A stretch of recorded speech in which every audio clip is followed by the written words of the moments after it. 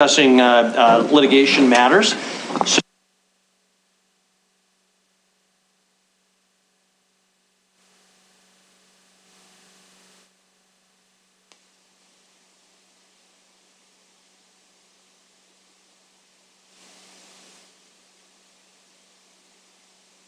before we jump into our first item, John Felton is with us. Welcome, John, out there in computer land. The first thing is just a recognition of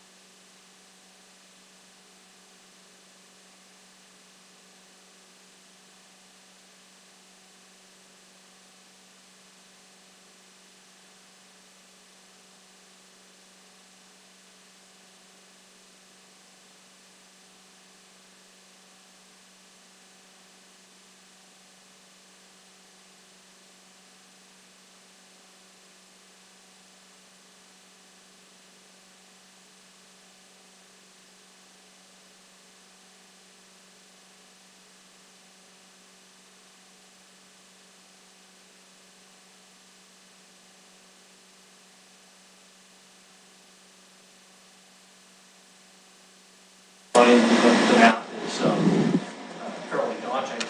We have that many items.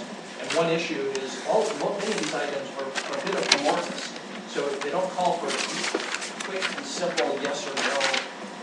And so we could end up going down a convoluted rabbit hole like P1. So it's just something to be conscious of. We don't necessarily have to reach a final decision on many of these items. But that's the way of introduction. With that, we'll begin with the first item, which is a COVID-19 update by our John Felton, our County Health Officer. With that, John, I'm going to turn it over to you, but I will make one comment. I was asked by a council member with the changes that were done by the legislature. I'm hoping to see some sort of analysis from maybe Gina Lervick, the county deputy county attorney, or with our Gina Dahl's cooperation, describing really what came out of the last legislature and what your powers and the Board of Health powers are now, how they've changed, and what our powers are and responsibilities are. And so I just plant that seed that it'd be great to have see if that it's writing. microphone. And also,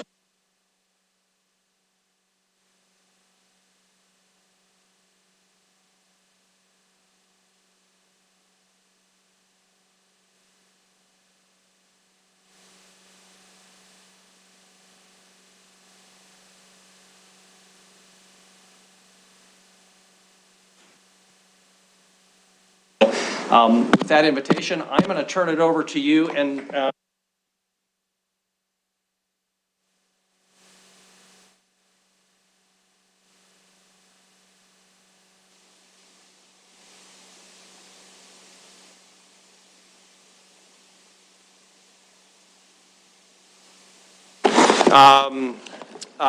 I didn't put ribbons or bows on any of them, but I have for our council members home test kits.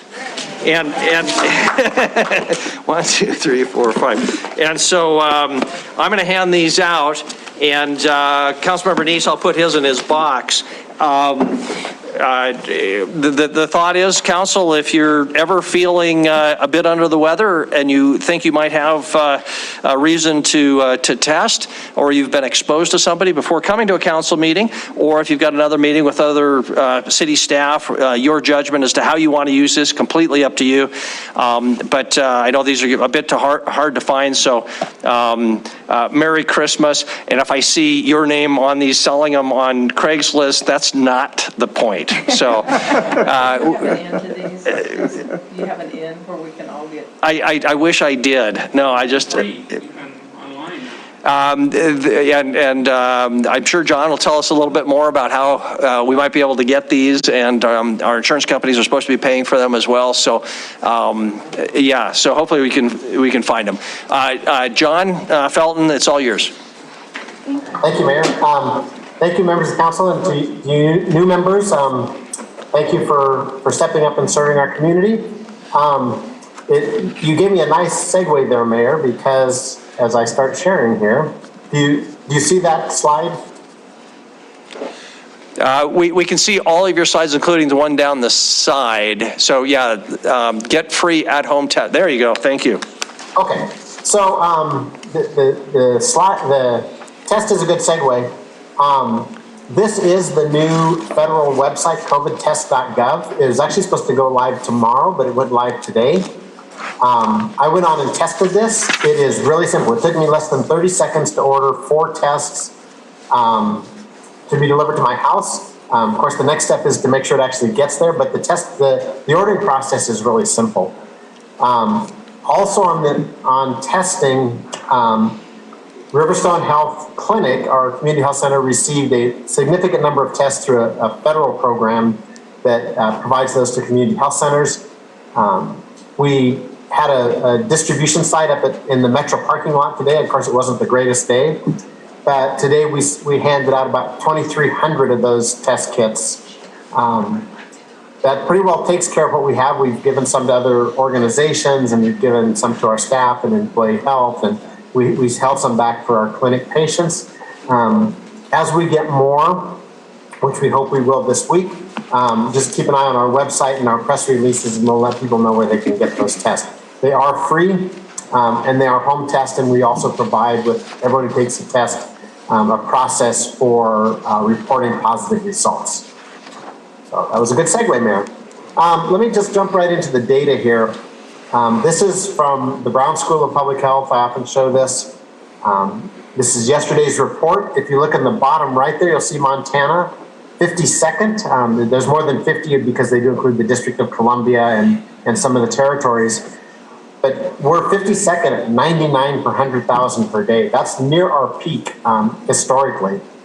If we were up and looking at the top of this chart, Rhode Island is up close to 500 cases per 100,000 per day. To put that in context, if that was Yellowstone County at 500 per 100,000, we'd have 800 cases a day. Also on the left there, you see not only 850,000 deaths, but nationally the number is 215 per 100,000. So Omicron is every bit as transmissible as we were led to believe. This is Montana.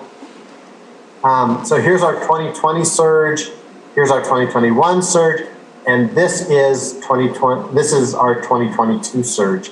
This is Omicron. A couple of things to notice, obviously, is the height of this peak, but also the slope of this growth. Don't worry about that little drop right there. That's because there's a 3-day weekend, and no cases are reported for 3 days. But look at the how much steeper this is. That tells you how quickly cases are accruing. This is an extremely transmissible virus.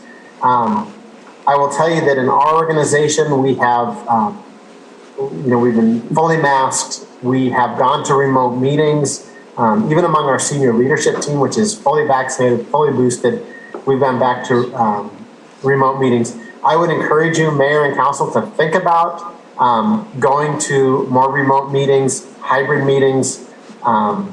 Putting a lot of people in a space right now is really dangerous. This virus is spreading really rapidly. It's spreading among really mild cases. So to the extent that you can meet remotely or in a hybrid fashion, that will do more to help protect you as our city council as well as city staff. So if the question is, should we be taking more measures? Yes, we absolutely should.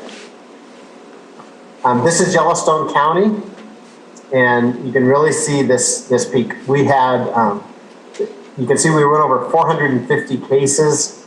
To put in context really how severe this is, today our staff entered about 250 cases. There's 1,100 more positives have not been entered in the state database yet.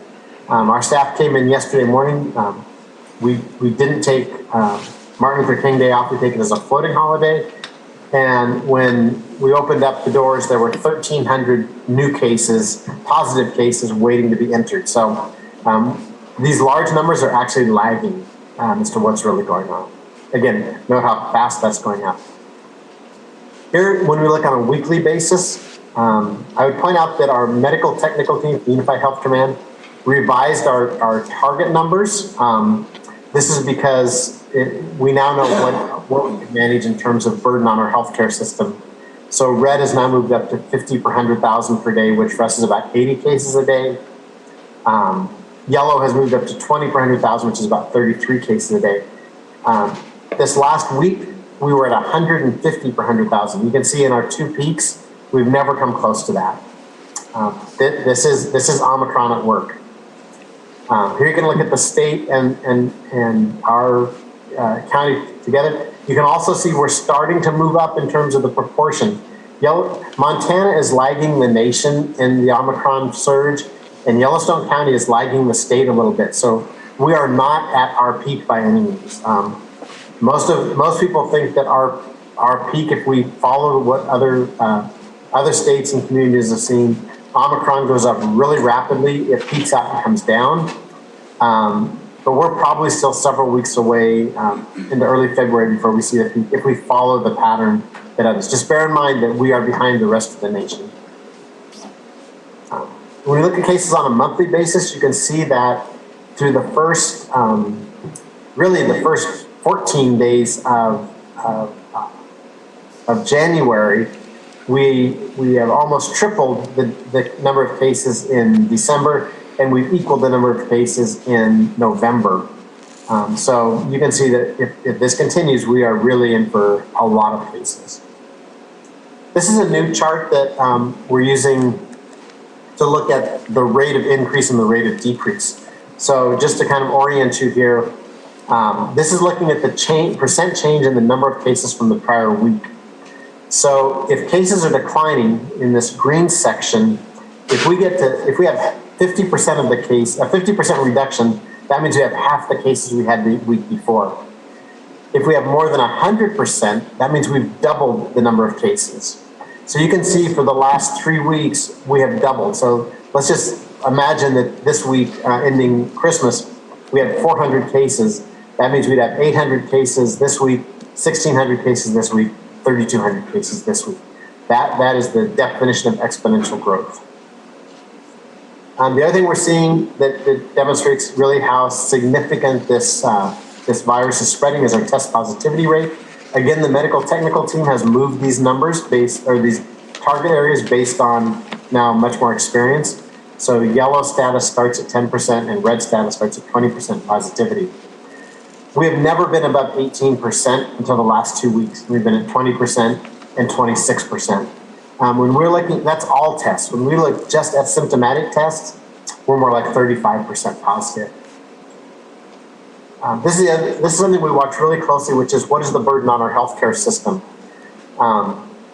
You can see that in our 2021 surge, we peaked in October, then we started working our way down. Looks very much like what we saw in the 2020 surge, but we never made it down to this baseline level. This is when Omicron came to town, right around Christmas. And you can now see that we have as many patients as we had. We have to go all the way back here to late November, early December to be at that rate. This is, as I described to one of the news stations interview, this is a story problem. So we know that Omicron tends to be less virulent, meaning less severe. So this hospitalization rate is lower, but there are just so many cases that we're seeing our hospitalization numbers rise. If we had the same hospitalization rate as we had with Delta, this would be off the charts by now. So we're fortunate that it is less virulent, but clearly our hospital numbers have increased really about 50%, a little over 50% in the last 2 or 3 weeks. One bit of good news is that, again, because it's less virulent, we are seeing a lower proportion of patients in the ICU. That's that red line. But you can see we're ticking up our January average daily census to be above what we saw in December. When we watch kids, this is really related to our schools. We are seeing many more kids with COVID-19 now that Omicron's here. The proportion is still kind of in the range where we have been, but the number of cases is much higher because, again, the denominator, the number of cases total is so much higher. Not much change in the way the cases are distributed. About 2/3 are in that working adult. About 1 out of 6 cases are school-aged. This really shows us that Omicron is in town.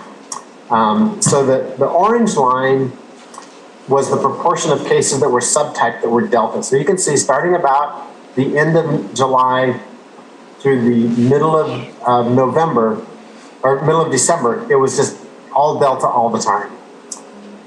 In the last 4 weeks, you can see that we've gone from 100% Delta to 100% Omicron. Now, as I told you before, not every case is subtyped, but this clearly shows us that what is circulating is the Omicron variant. That's why it's spreading so rapidly. When we look at the effects, the immunity effects, the blue line, the top part here, is the proportion of the population that is known to have natural infection. This is understated because we know some people are asymptomatic, some people have mild disease and never get tested.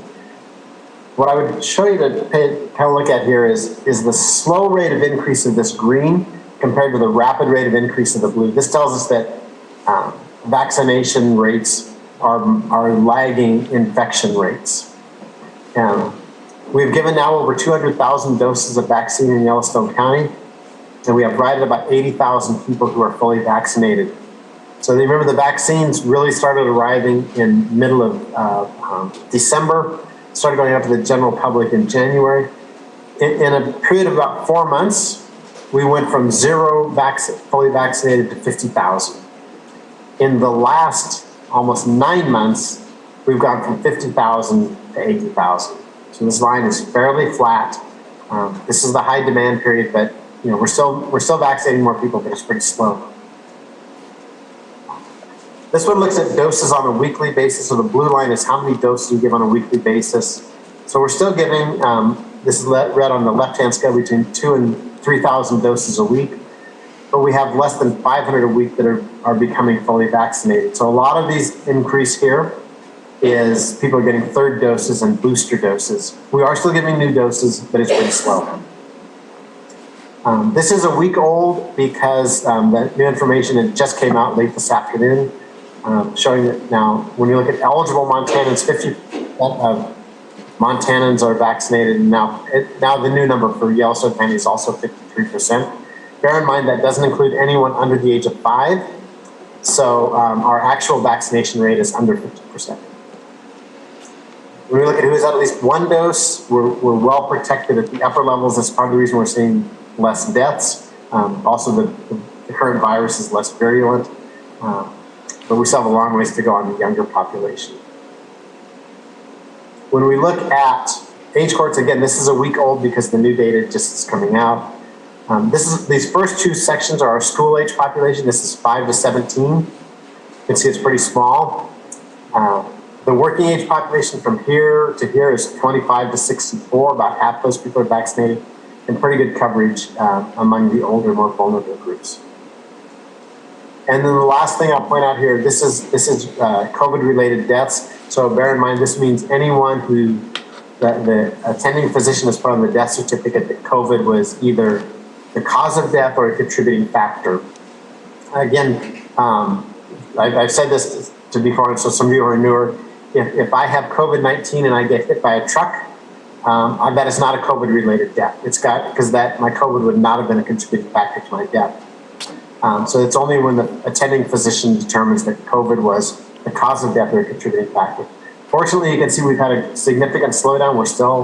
We're still adding new deaths. We had a couple more today, but in this less virulent strain, it is less slower deaths. So the short story is Omicron is in town. It is extremely transmissible. I really encourage people. I know there's a lot of people who don't like to mask. They like being together. this is a very dangerous time to be in large groups. I would really encourage people, if you're going to be out and about, to take a mask with you. We need to continue to encourage people to get vaccinated. I will tell you that Omicron is so transmissible that people who are vaccinated, yes, they can get it. People who've had COVID before can get it again. Most of the people who are having severe disease are getting in the ICU, they're going on ventilators, they're dying. The significant majority of those folks are unvaccinated. So I'm really encouraging people to take steps to protect themselves personally. And also as organizations, I think we need to do our part to, as we've done here, like, let's meet remotely. Let's ask people and have people work remotely if they can. This is not the time to be getting together in big groups. I do anticipate, for whatever projections are worth, if we follow what other communities and states have done, we will see this come down quicker than we saw our other surges come down. But right now, we are in a really dangerous time. There is a lot of disease out there, and a lot of people are being infected. So please take measures for yourself and your organizations to keep people as safe as possible. So with that, Mayor, I will stop, and I'll be happy to answer questions. Thank you very much, John. I'll just start with a quick one or two, and then whatever other council wants to follow up with. You just finished by saying a significant number of the hospitalized, and I assume that those who have died were unvaccinated. Can you drill down a little bit on the exact number of what significant number is? I think it's in the vicinity of 80%, but that's just my vague recollection.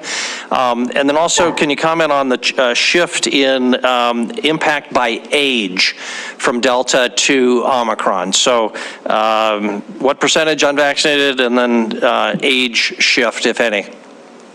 Yeah, so because we were really cautious about identifying people, we don't talk about the proportions of vaccinated and unvaccinated in the ICU, but let's talk about hospitalized patients. In the Delta surge, 85%, plus or minus 5-ish% of the hospitalized patients during the Delta surge were unvaccinated. In the current surge, we're seeing more vaccinated patients in the hospital. It's more like 70 to 75%, plus or minus a little, are unvaccinated. So still the significant majority of people who have severe disease are unvaccinated. There's a few more vaccinated patients, though, who are getting significantly ill with Omicron. That really does tend to follow people who have other underlying factors, whether it's diabetes or respiratory disease. I will tell you that the very significant majority of patients who are in the ICU, much more than the population in the hospital, are unvaccinated. Okay, thank you. And age? Yeah, so the age cohort is, we are seeing a kind of a fluctuation in the number of kids. The proportion is staying roughly equal to what we've seen over time, and it gets within a range. So 15% plus or minus a little bit of cases are kids. I think what schools are, really need to deal with, and they've really been working hard about, is not only keeping kids in school, but keeping staff in school. So when you look at the raw numbers, a very large number of kids being sickened with COVID right now, is still in that 15-ish, plus or minus a little bit % of those cases are kids. Thank you. Other questions for John? Councilmember Boyette? Thank you, Mayor. John, this last legislature changed some of the powers and controls of the county health officer. Can you give us a little taste of what happened to you? Sure. So this arose from House Bill 121. I think what's really important to remember is that House Bill 121 does not alter the responsibilities of local boards of health or local health officers. What it alters is the authorities of those individuals and bodies. And there are certain things that do require approval of what the law calls the local governing body. So for instance, if I wanted to issue an order then that order would need to be approved by those local governing bodies. There is some confusion in the law, quite frankly. There's sort of a preamble to this law that talks about these changes are intended to be in effect during a period of public health emergency, and it's not intended to adversely affect the normal operations of public health, which is helpful. But the problem is when you get to what requires authority or approval of those local governing bodies, it doesn't differentiate whether it's during an emergency or not. So it just says health officer orders must be approved. It says Board of Health rules and directives must be approved. Now, in most health departments in Montana, those are county health departments, so that local governing body is the county commission. For those of us who are in larger communities that have city-county boards of health, then the local governing body needs to be determined by the sponsoring entities, which in the case of our organization is Yellowstone County, City of Billings, and the City of Laurel.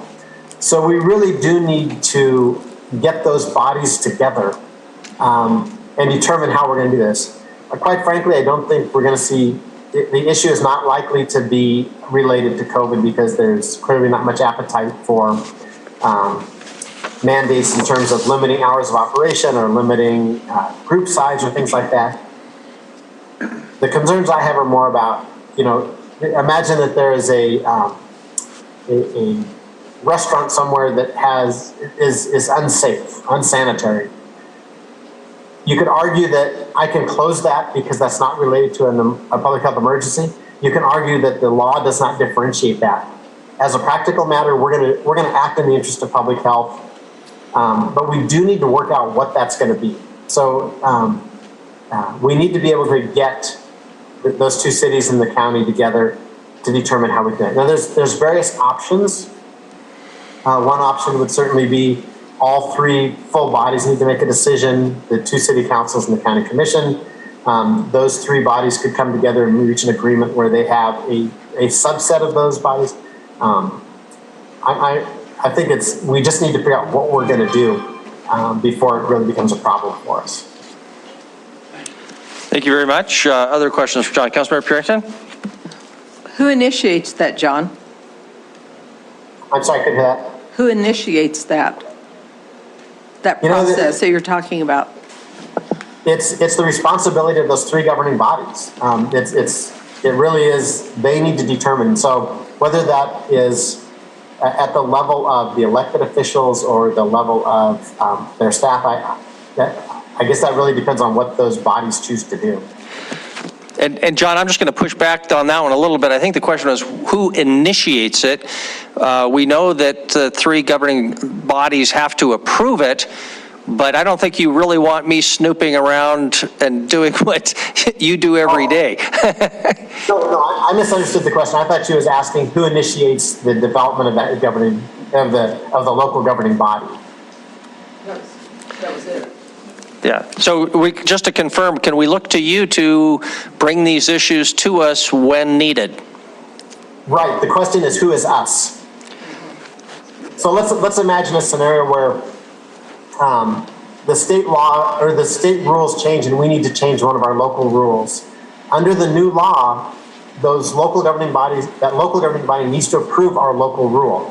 So is that we go to the City of Billings Council and go through your approval process and the county commission and their approval process and the City of Laurel and their approval process?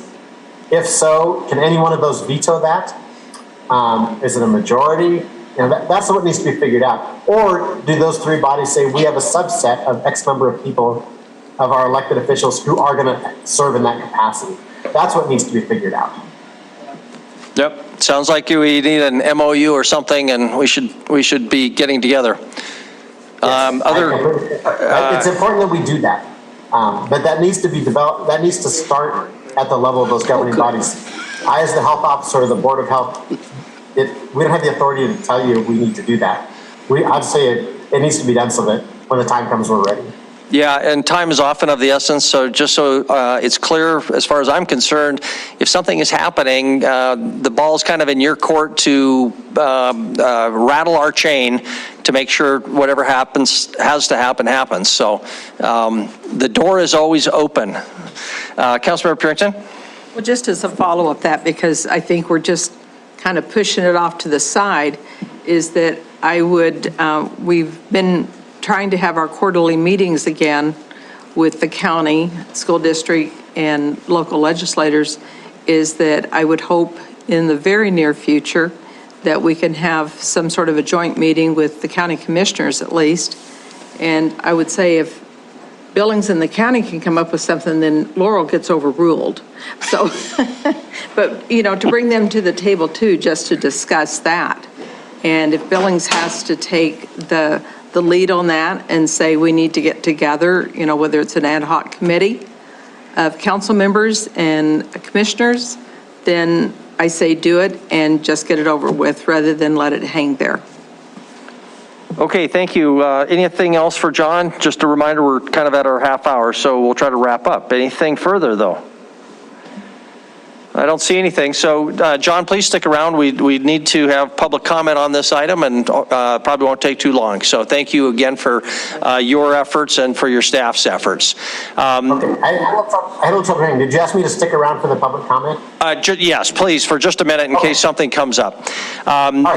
Okay, so we will open this item up for public comment. If anybody is in the audience who would like to come forward to comment on the item number 1, the COVID-19 update, please do so. Just ask that you keep your comments to 3 minutes and tell us your name and address up front. Is there any public comment on item number 1? Seeing none, we'll close the public comment period. John, you're relieved. Thank you again. Stay safe, and hope you got good snow tires because it's slippery out there. Thank you, everybody. All righty, thank you. Council, that brings us then to item number 2, Project Recode update. Nicole Cromwell, our zoning coordinator, is going to lead us through that one, I believe. Chris, is that the case? That is correct. Okay, so we'll just turn it over to Nicole.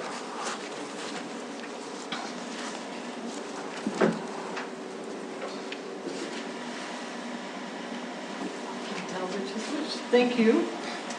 I'm not sure this is on. There we go. That's better. So when you adopted Project Recode, the new zoning code, about a year ago, you asked the staff to come back to you periodically during the first year and report to you about how things are going. So this is our second report. We did our first one in August of 2021 to talk to you about the first 4 months. This one, I'm going to spread it all the way through the end of the calendar year. Things are going pretty well. You had your staff report. The Chamber of Commerce actually put out something in their newsletter about the reported permit activity in there for 2021 of new buildings and remodels and new commercial remodels and new builds. So we're finding as people are getting accustomed to the new permit requirements and the new zoning requirements that things are running very well. So this is our 7 months report. There are a couple of slides in this presentation, which are in the presentation folder on the network, of issues that I didn't pull into that staff report. And those are a couple of code administration issues, the short-term rental issue.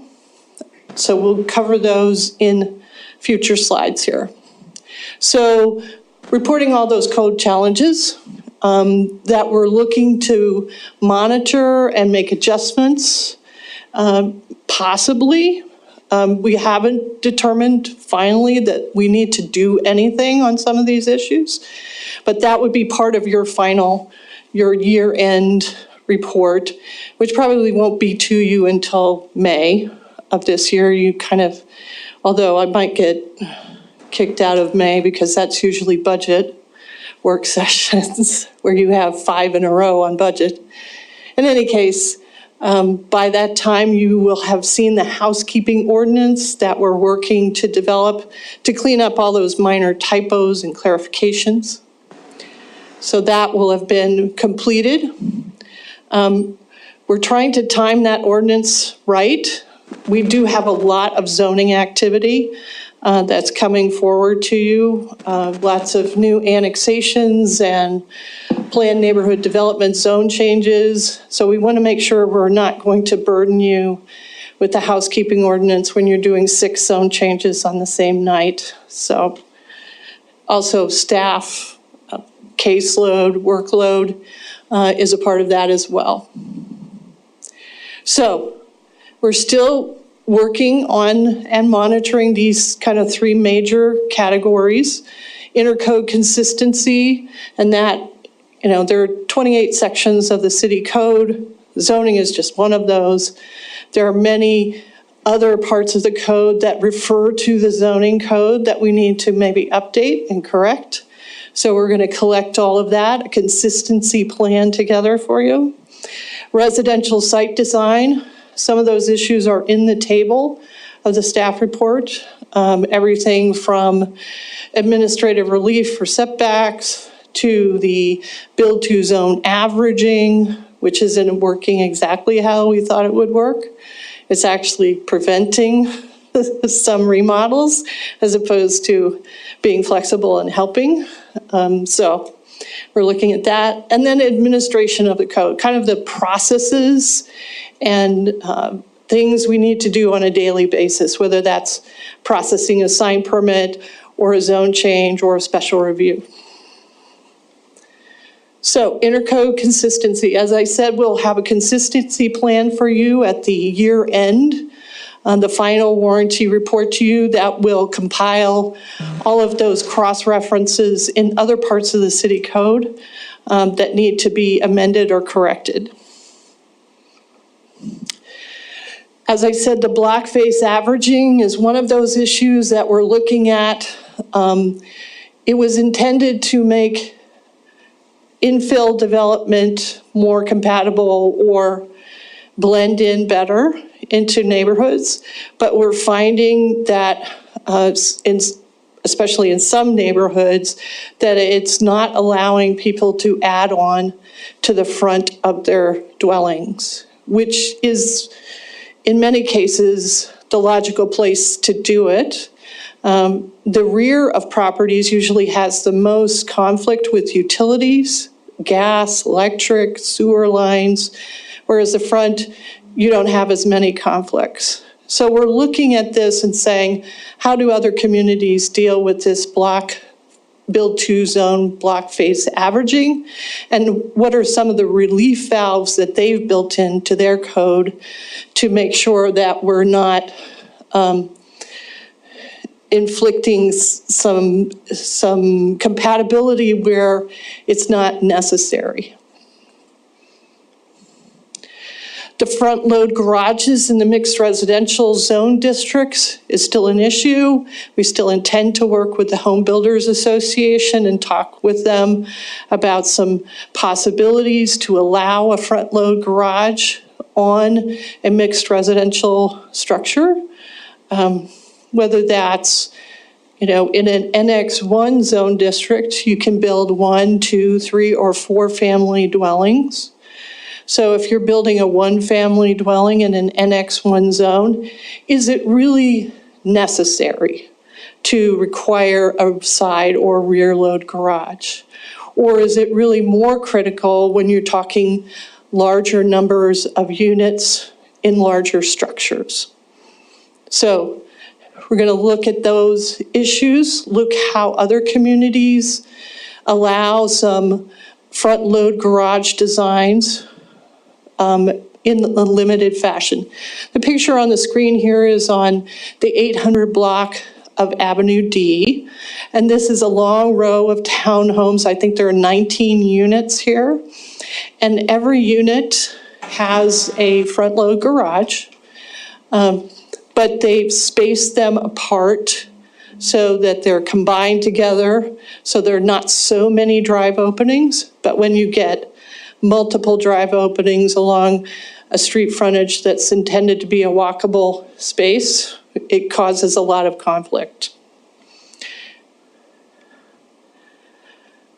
Another issue, was not in your staff report, but one that we are monitoring and intend to develop some strategies, both between planning and code enforcement, to get short-term rentals that are unregistered, registered, to get those people who are managing or are owners of those short-term rentals to be licensed. Outreach and education is a big part of getting people to realize what the new code is and how we can get them in compliance. And of course, at the back end of that is always enforcement. We've had 18 owners have licensed with the city of Billings as short-term rental owners, and 12 properties have been permitted through the planning division. We see a few more every week, but that is not nearly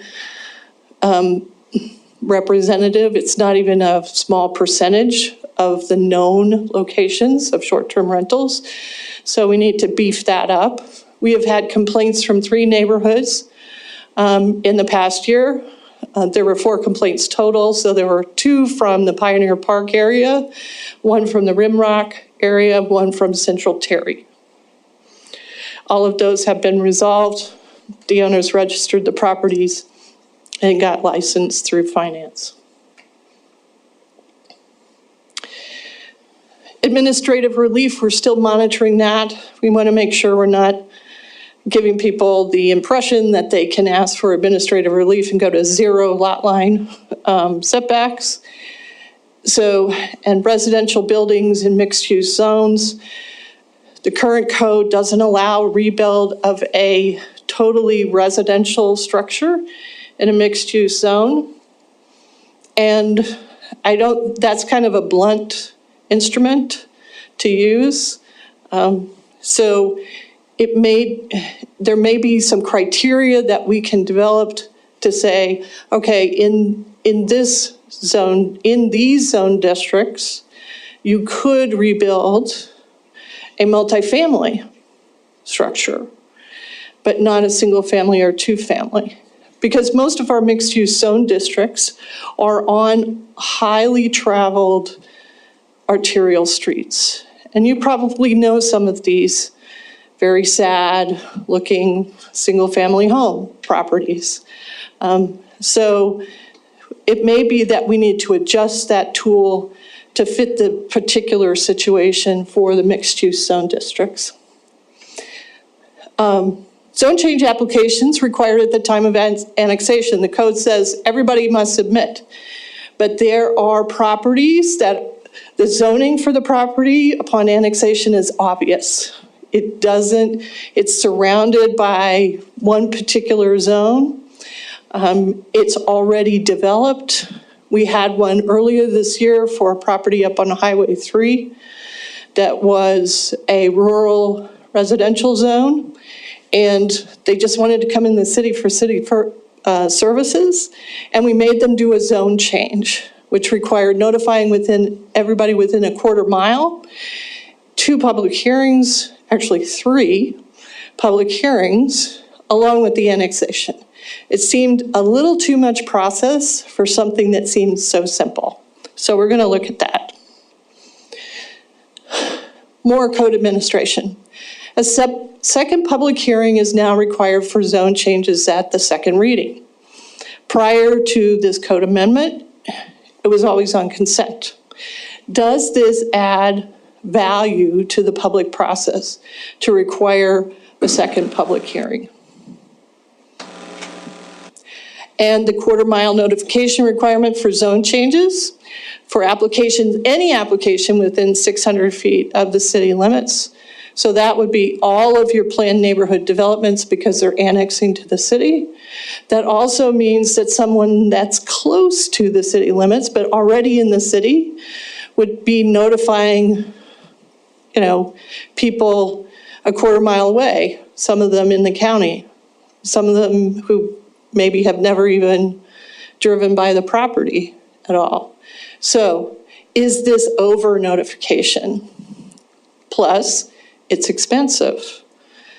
When you have to, last Friday, I would tell you we did a 682-piece mailing for a planned neighborhood development zone change. It filled 3 boxes of the boxes of paper you get, the big boxes.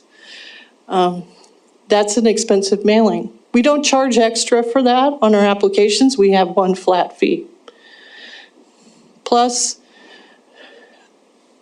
are we really engaging those people who are further away from zone changes, or are they just saying, oh, this doesn't apply to me, thanks for the notice, but I'm not going to participate.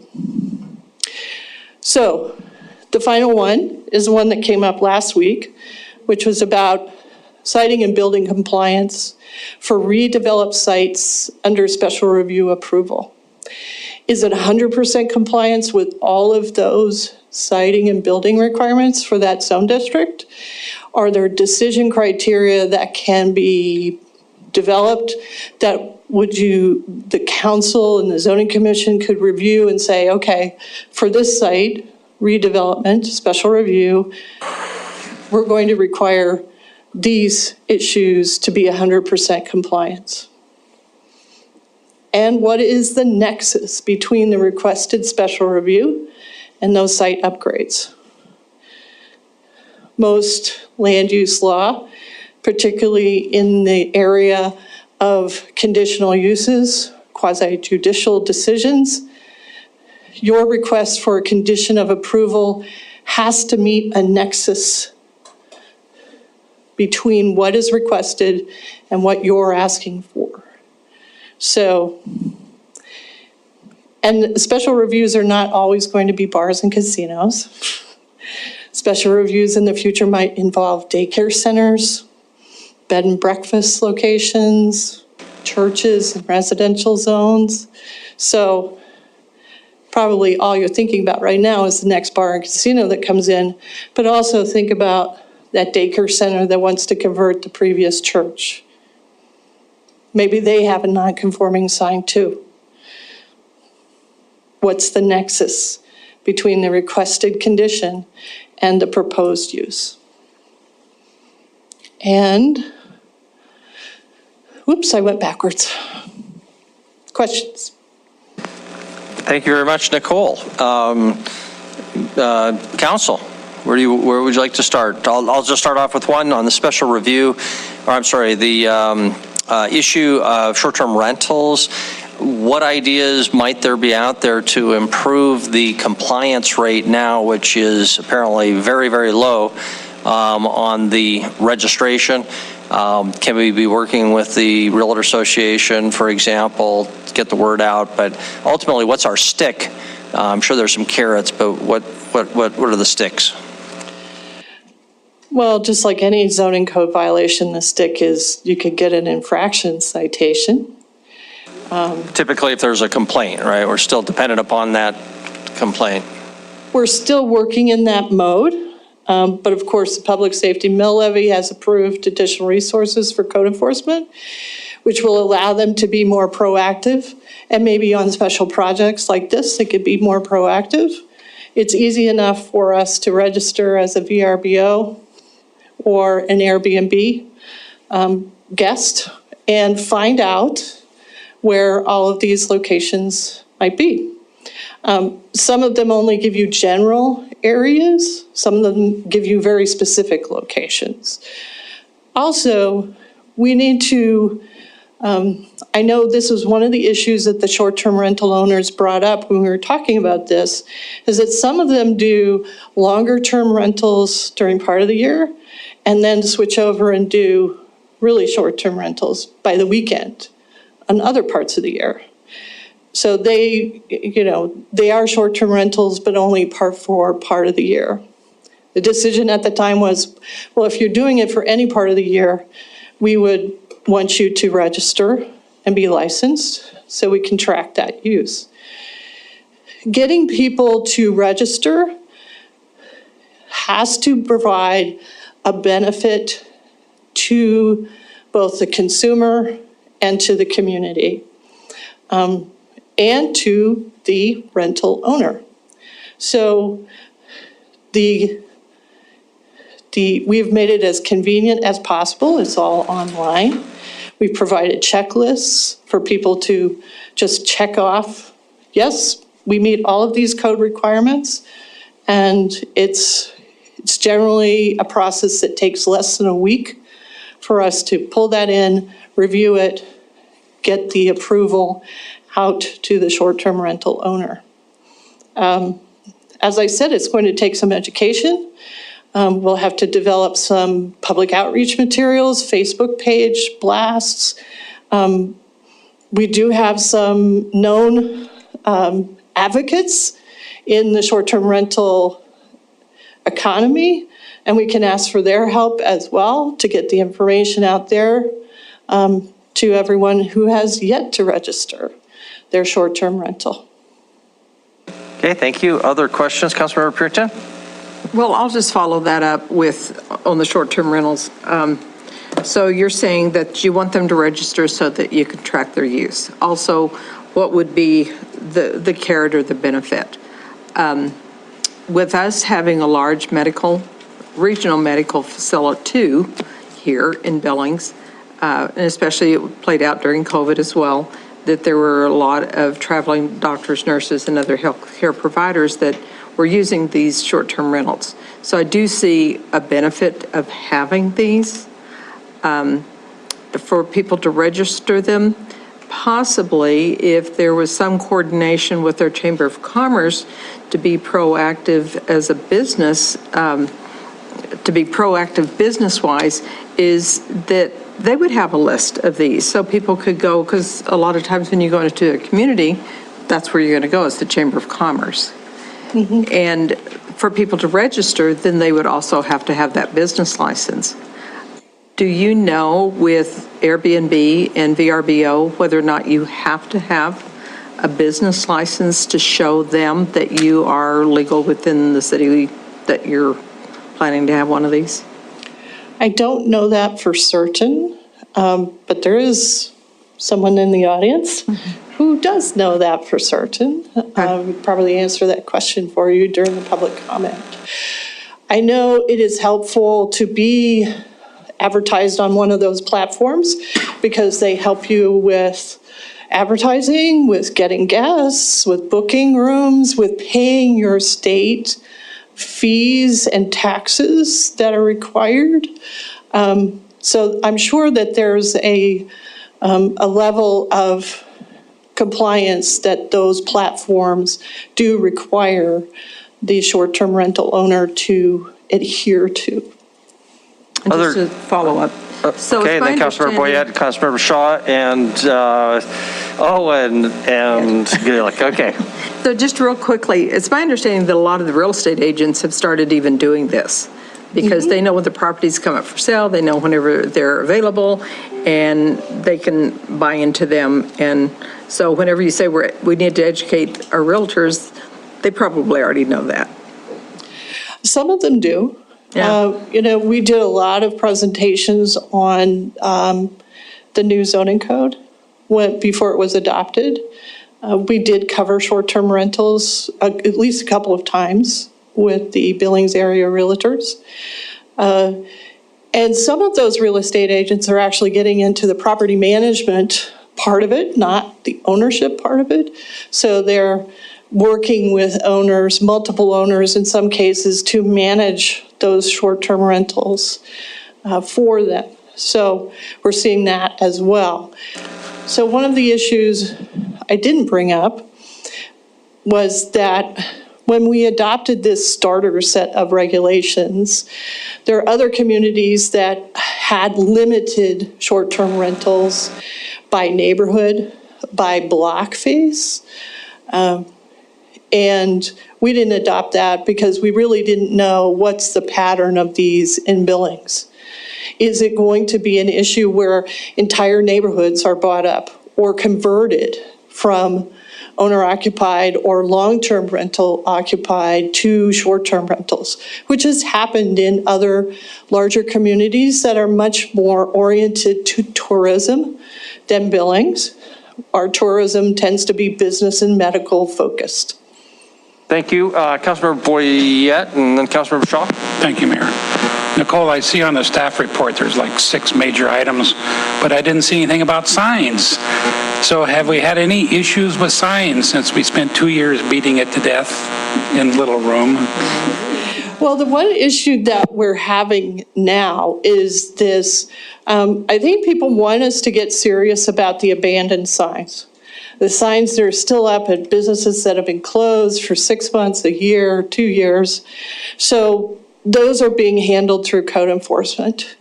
But other than that, I think most of the sign designers are familiar with it now.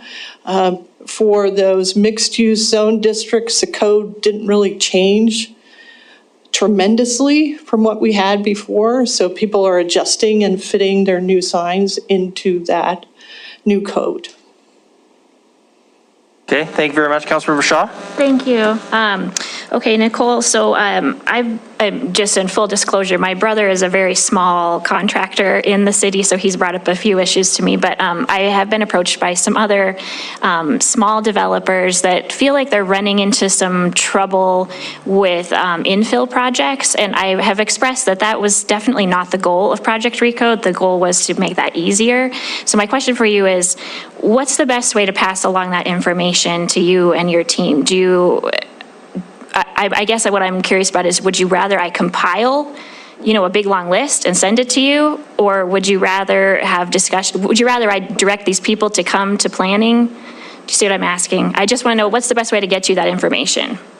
Well, definitely have them come to planning or send myself or Monica Plecker, who's a division manager, an email about a permitting challenge that they're having. Sometimes permits get sent out for corrections for many reasons and not just zoning. So a lot of times it's a fire issue, or it's a building code issue, or it's an engineering issue. And sometimes people tend to lump all those issues into one basket. I know that's what's happening. They're lumping it all into Project Recode. It's not all that. Some of it's public works and the hookup fees. To tease all of that out, I'm just, the information's just kind of coming at me. So do it that way. So have them send you directly the information. Right. Okay. And then we can help them get the information they need, or find them a way to have a meeting to get a resolution. And then see if it's a bigger problem than just an individual. Right. Okay, thank you. The city does have an infill policy, but as far as putting in place regulations or fees or structures in other parts of the city code or city development review, that has not yet been done. Thank you. Councilmember Owen and then Gulick. Thank you. I appreciate all of the hard work that everyone's putting into this, because it is a massive undertaking. But in all candor, since taking this seat, a lot of the feedback that I've been getting is pretty negative. There's a lot of frustrations, and I think the concern that I'm hearing most is that the complexities or the uncertainties or the burdens of Project Recode are causing building to flee to the county. And so I see in the staff memo where it says that there were more construction building permits in 2021 than any prior year. And I'm sure that just because of demand, there's an increased period of building in the county as well. What I'm wondering is, are you seeing any evidence of that shift, of the proportion of projects shifting out into the county? Is there an indication that people are fleeing the city, as it were? I'm not sure if I can answer that specifically. I know that we've always had a lot of county subdivision activity. And in the last probably decade, a lot of lots were created in the county just outside the city limits, particularly on the west end or in further places outside the city limits. I will tell you that we've had more annexations in 2021 than we've had since 2004. So that doesn't indicate to us that people are fleeing to the county. There are some developers who just don't develop in the city limits. So if they can afford to buy those properties in the county, they are going to develop them in the county. So I think we're pretty popular. And I would hope that you would refer people who complain or have specific problems with the administration of the code or just need some clarification to our office. I mean, we handle literally hundreds of calls and meetings and conversations on zoning and planning and subdivision every month. So it's no burden to us to help people understand. Thank you. And Mayor, I do have another question once you've gone around on a different topic. Okay, Councilor Aguilar? Great, thank you. I'm not sure this is a question for Nicole or maybe the rest of us, but just what is our process for making amendments or changes to the to our zoning ordinances? I mean, I know it's an ordinance, so it's always a big deal. It's not something you do willy-nilly by any means. But is there a process that we've already kind of set up? You know, again, we're doing this kind of check-ins, reviews, and you're making some minor corrections along the way. But there are some other policy issues as well. Do we have a time frame for making those, and how is that going to work? Nicole, why don't you comment? That's really the process we're talking about, so. So at our final warranty report to you, we will have some specific recommendations on code adjustments based on what we've looked at, researched, developed, partnered with parts of the community that are affected. And the process to initiate those text amendments would have to occur at a regular business meeting. And it doesn't have to be a public hearing. It can be a consent agenda item, but we would give you a presentation to kind of summarize those. You are not required to initiate the ones that we tell you we think you should, but you can if you want to. After that's done, then we take that text amendment through the public hearing process, notification process, to the zoning commission. They make a recommendation back to you. You hold your hearings on those text amendments. So it's very similar to a map change, a zone change, as a text amendment. But those do have to come from you. We'll certainly make recommendations to you, but you decide which ones you want to go with. Thank you. Chris, you wanted to comment, and then council will try to wrap up with questions and move on to public comment because we are at about our half-hour point on this item. Chris. Mayor, Council, the piece I would add is the sooner you can let us know that you have some specific amendments that you think should be made to the code, I would encourage you, particularly in these check-ins, it's a time to put it on the table, find out, are there 2, 3, 5, 7, 8, 10, 11 other council members who share that or not, so that we can either put to rest some that I know are thinking we need to change this. I think in fairness to everybody, it'd be good to know you're alone or there really is a group that wants to pursue the conversation, and staff can do some homework relative to coming back and making recommendations on how best to accomplish the tweaks or overhauls that you want to make to the code. So, thank you. Okay, Councilor Pearson, back to Councilmember Owen. I know she had a question. Councilmember Pearson. Okay, thank you.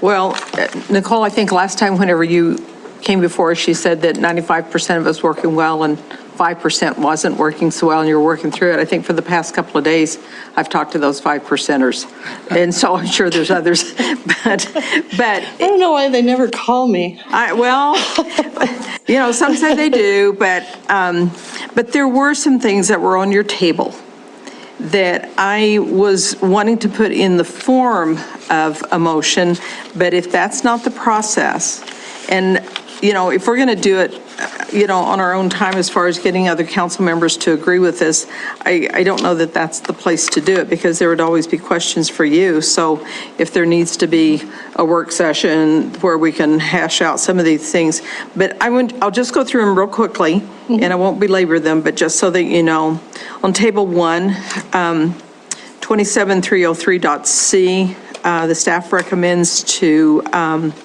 let's see, what was that issue? I don't even have it right here. Add the Annex 1 and 2, which would be mostly new development. Is that the one on the front load? What did I say, 303?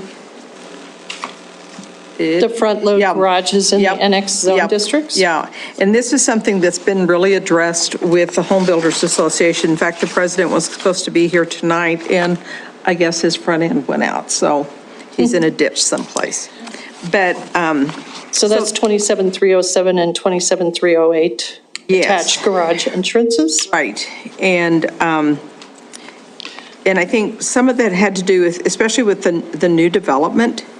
The second one was in 27-300, the driveways off of any street. That one that you were wanting to, it says here, any streets, on there it says all streets, but I think that was one of the things on that one slide that you had up there on Avenue D. And this was a point that I just got an email right before council, that if you look at those, if you had a large pickup, that pickup would be sitting out in the sidewalk. And so whenever some of those front loads are that close to the front of the property line, it doesn't really make a lot of sense unless you're driving a Volkswagen. And some of those garages, people, sometimes they have more than one car, so they're going to double park in their own driveway. So I think that's one thing that has been kind of an issue. Another one had to do with removing the requirement. Oh, you had that was on the your second table, I believe. 27303-1 on the last page, to remove that landscaping requirement because you can't enforce it. Right. Then I would say remove it. Yep. We're going to actually put that in the housekeeping ordinance. And then the last one that I had that is on the second page, it's on table 2, is 271802.B3D. And that's that block face averaging. Right. So sometimes block face averaging doesn't make sense. It may in new construction, or no, it was in infill, but the build to zone, maybe in the new construction, would make more sense. Right, and that's the way we apply it now. That if it's all new construction, build to zones apply.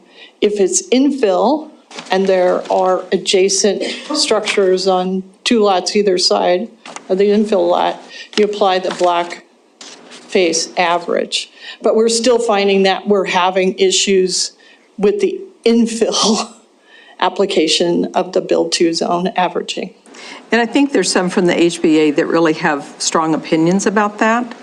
And I talked with someone today from HBA, and they didn't feel like they were being heard to the point that they may be part of the monthly meeting, but they're not really getting across that maybe these are definite changes that we need to make. And what, the other one, the garage door limited to 50%, the front facade, the roof pitch to, instead of 8.5, 6.5, the Annex 2 zoning. In one development, I guess, the way it was laid out, he could build a sixplex, but now with the zone, they can only build a duplex. And so whenever we're sitting there, and I don't have specifics for you. And I have no idea where that's located, who you spoke to. Hey, I don't either. I mean, I just get emails. Okay. I'm just bringing those forward to you because those are some of the things that I think we need to look at. And I'm just afraid with some of Recode that our cost for development is not allowing us to put more housing in. And then we're talking about workforce housing shortages, and I think we have to look at the cost factor whenever we start putting in these codes. Okay, thank you. Given our need to move on, let's move on. We'll try to wrap up this item. I would encourage council members, this is such a big item that if you've got continued suggestions for Nicole, email them or give her a call and pass those on so that whatever comes out from the staff will be as complete as possible. And I'm sure we would all encourage you to continue to reach out to the Home Builder Association, Realtor Association, other members of the public so that we get as much public buy-in on these changes as possible. Councilmember Owen, you're good? Okay. Anything else from a council member who hasn't asked anything before we go to public comment on this item? Don't see any, so let's do that. If anybody is out there who would like to comment on item number 2, the Project Recode update, please come forward. Just ask that you tell us your name and address and keep your comments to 3 minutes, please. Hello, I'm Christy Drake, and this is not why I came tonight, but I am, my address is 2950 Walden Place, and I am a short-term rental owner, and I am compliant with the code and the licensing and everything. And I do appreciate the conversation tonight about incentives or something, because I have so many colleagues who are not compliant, and they don't have any reason to be compliant, but I think you can really fly under the radar with short-term rentals. There's just no way to find them because until you actually book, you don't see the address. It's just the way it is. So anyway, I would love to chat with Nicole and come up with some ideas on incentivizing short-term rental licenses and compliance. Thank you. So question, Mr. Mayor? Question, Christy, Councilor. So do you know with Airbnb and VRBO that you have to have your business license in place to sign up with them? No. Okay, thank you. Thank you very much. Yeah. I do know, and no, you don't. Okay. Thank you. Yeah, no business requirement is a requirement to listing on VRBO and presumably Airbnb. Any further questions? Ms. Carlson, please come. If you want to talk, please come to the podium.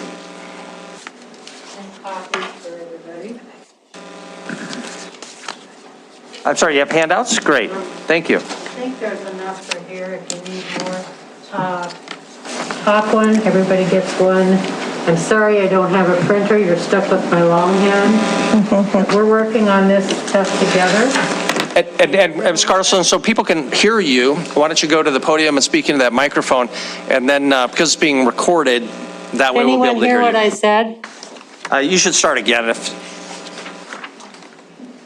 I'm just going to read these real quick because I know we're short on time. I don't know what the time frame is in getting answers. I'm sure Pam will probably get on it.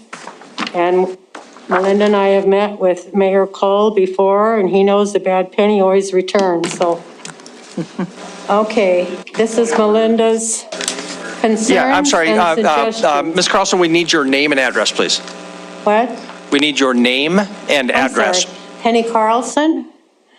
I live at 2202 Pine Street, Billings, Montana. And I've been in my current address over 15 years. Give you a little bit of background. Come October, the property sold in September, and in October, the new owners turned it into an Airbnb. Okay. My house has deeded restrictions. And this was, I copied off of some papers that when Melinda and I met with Mayor Cole before Thanksgiving. Standard for commercial use. And Ms. Carlson, I'm just gonna, this is like 4 or 5 pages, and you've really only got 3 minutes, so you won't be able to read all of these pages if that's what you were contemplating. Okay. Anyway, it mentions in there, affordable units, a short-term rental permit may not be issued for a permanently deed-restricted affordable dwelling unit. Well, it was. Nothing in this section shall limit the ability of property owners, CNRs, homeowners, association or similar associations from prohibiting or further limiting the short-term rental of property where the authority to do so exists. Okay. Some of this Nicole has answered. I'm just going to read through it really quickly.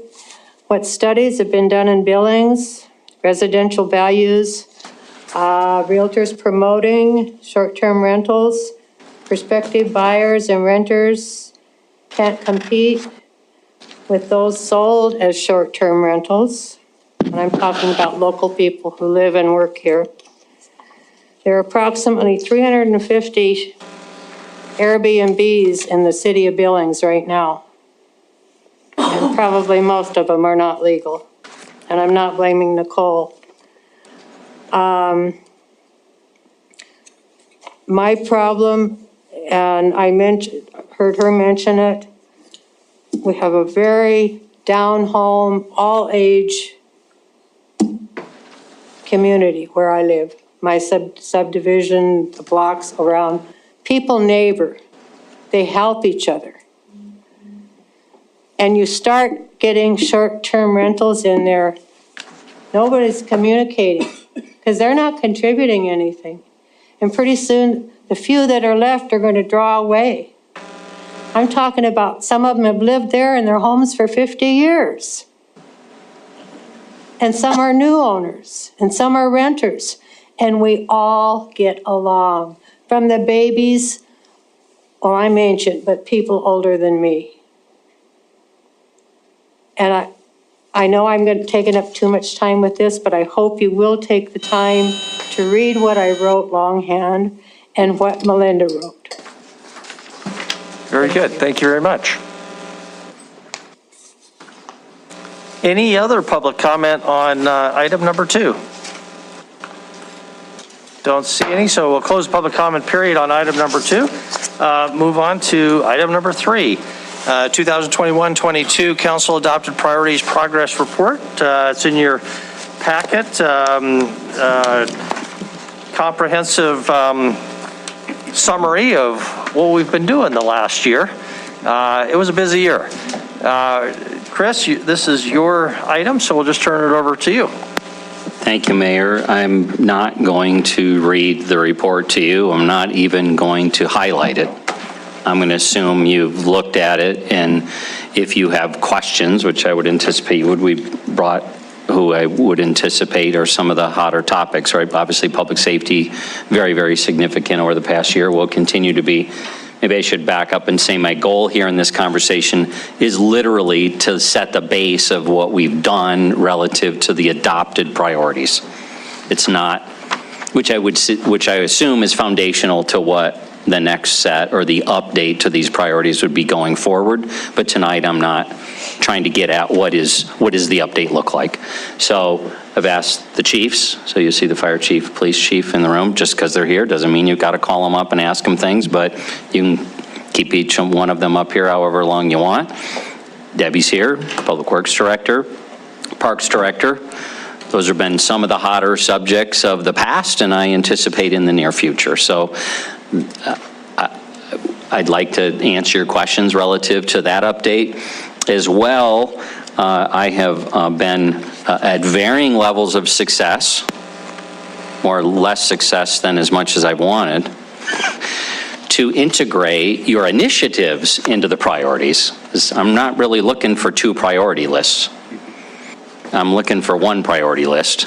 And each time you adopt initiative, it'd be really helpful to know where do you expect that initiative to flow into the priorities that we're working on. So my apologies for not packaging that up with this item. We gave it to you in the weekly, and I had some technology challenges of my own. Otherwise, it would have been a part of your packet. So it was in the weekly, and I can pull it up tonight after this if you want to just breeze through the initiatives list and give you an update on those items. And then that would kind of get you squarely on a foundation from what we've done so far with the tasks or the priorities that the prior council has set. Kristen, if you can just comment, Since this deals with the last year's prioritization, Put that on. Sorry. this deals with last year's prioritization and priorities. We're, of course, going to be focused on future priorities. So where in our agenda tonight would you say that we should get into the substance of looking forward as opposed to looking back? I assume that that's under that council discussion, item number 1.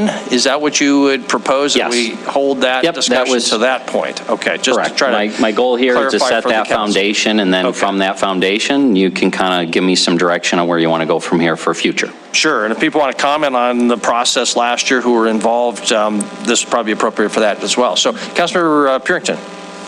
So I see where Fire Chief Valdez is here, and so I just wanted to ask, the 34 recommendation, 18 are implemented, 10 are in progress, and there are 4 required negotiated changes to the labor contract.